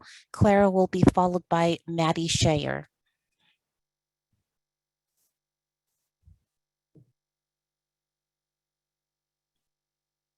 Clara, you can unmute yourself. There you go.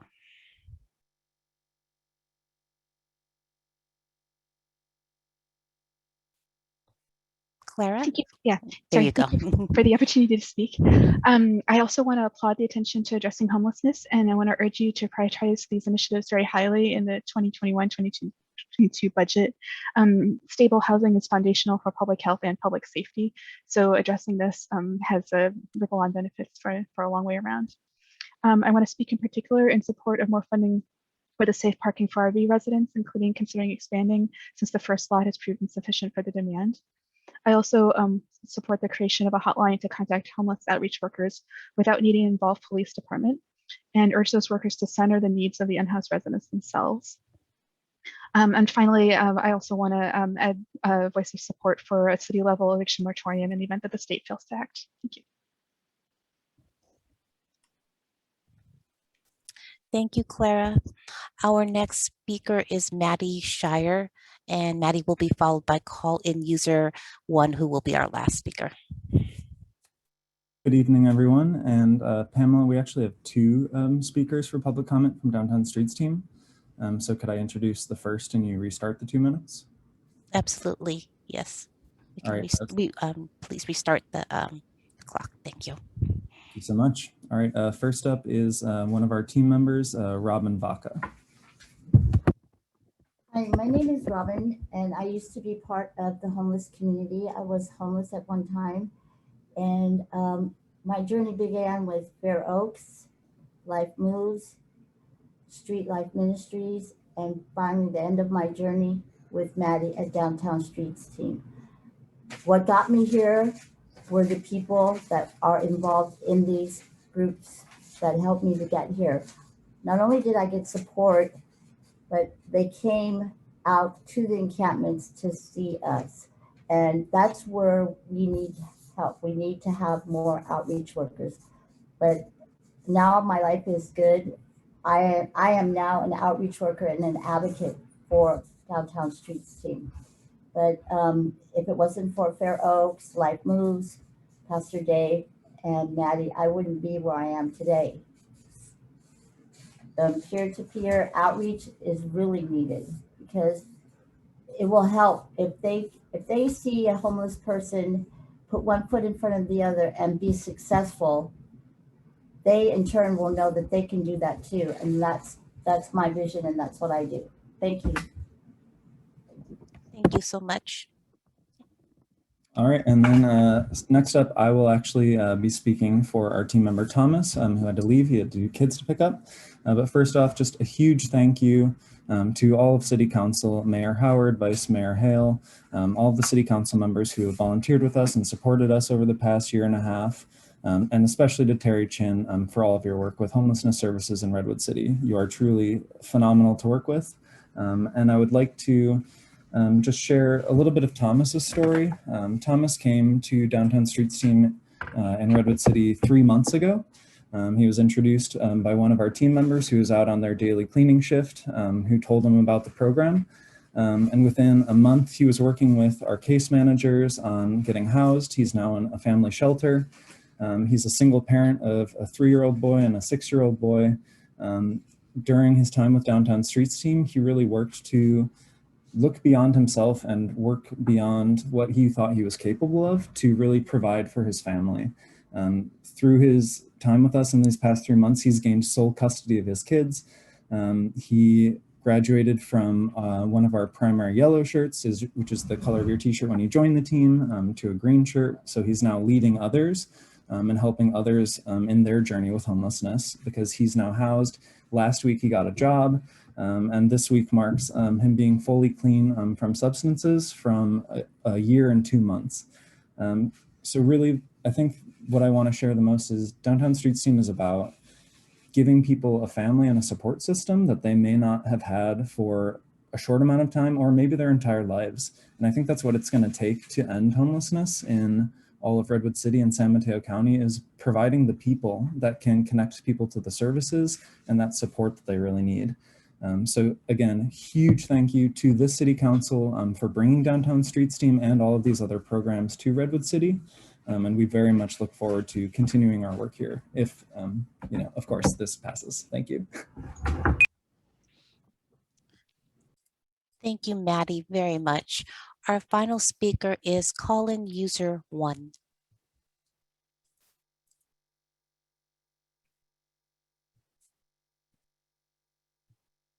Hi, good evening. My name is Marcelina Luna, a resident of Redwood City, and I just want to thank Terry Ching for her amazing presentation and really bringing all that great information to the community. I do have to say that $3.5 million since 2019, it's really not enough for all the work that her team is doing and other members in the community. So I'm here to ask our City Council and City Manager to please allocate additional funding to this great cause that our city obviously is in dire need. We do need additional healthcare workers to do outreach. to our unhoused population, additional staff to support all the benefits and services that our city provides. So since we're in the middle of budget talks, this is a great opportunity for us to give additional funding to our departments that need for the house population. So I'm advocating here in that support. So thank you for your time. Thank you. And that concludes our public comment on this item. Thank you very much, Ms. Aguilar. Now moving on to item number 10, matters of council interest. 10B, we have our committee reports. I will report out on our governance subcommittee. At April 27th, our City Council Governance Committee meeting, the committee received a presentation from the city's legislative consultant on several pieces of proposed state legislation. The committee identified legislation that the city should engage along with recommended advocacy positions. A report will come before the full City Council at our May 24th City Council meeting. The report will provide background information on proposed state legislation, city advocacy positions as recommended by the committee, and draft legislative advocacy letters. Moving on to our Transportation Mobility Subcommittee, Councilmember Aguirre will give the update. Thank you, Mayor. The Transportation Subcommittee, which includes Councilmember G, Councilmember Garnica, Espinosa Garnica, met on April 27th, and we received a staff presentation on the US 101-84 Woodside Road interchange project and discussed various strategies for project funding. This project's design is 95% completion and is paused while the city completes the right-of-way cost estimates and identifies additional funding sources. The current project cost is $265 million, with an additional $230 million needed to begin construction. The subcommittee directed staff to develop a project fact sheet to support project advocacy by council members as they continue to reach out to other elected officials and organizations to build awareness of the support of this project for the region. And the subcommittee also discussed possible future agenda topics such as 101 Holly, street interchange, grade separation projects, and Caltrain governance. And that's it, my report. Thank you very much, Councilmember Aguirre. And now our city manager oral update, Ms. Diaz. Thank you. I'll be just very brief. First, I wanted to note that this week, May 12th, will be our first of our outreach events related to the new housing element and how we can get community input on how best to support housing everyone in the community. You can go to welcomehomerwc.org to sign up. It's from 6 to 7:30 and it will be by Zoom. And then secondly, thanks to the city clerk's office, we are now taking applications for folks to serve on the advisory redistricting committee to help prepare for drawing new city council member districts. And the applications for that committee are due by Sunday, June 6th. Thank you. Thank you. Well, now we are going to adjourn. Our next city council meeting is scheduled for May 24th, 2021. Please, everyone, stay healthy and safe and have a good and safe evening. Good night.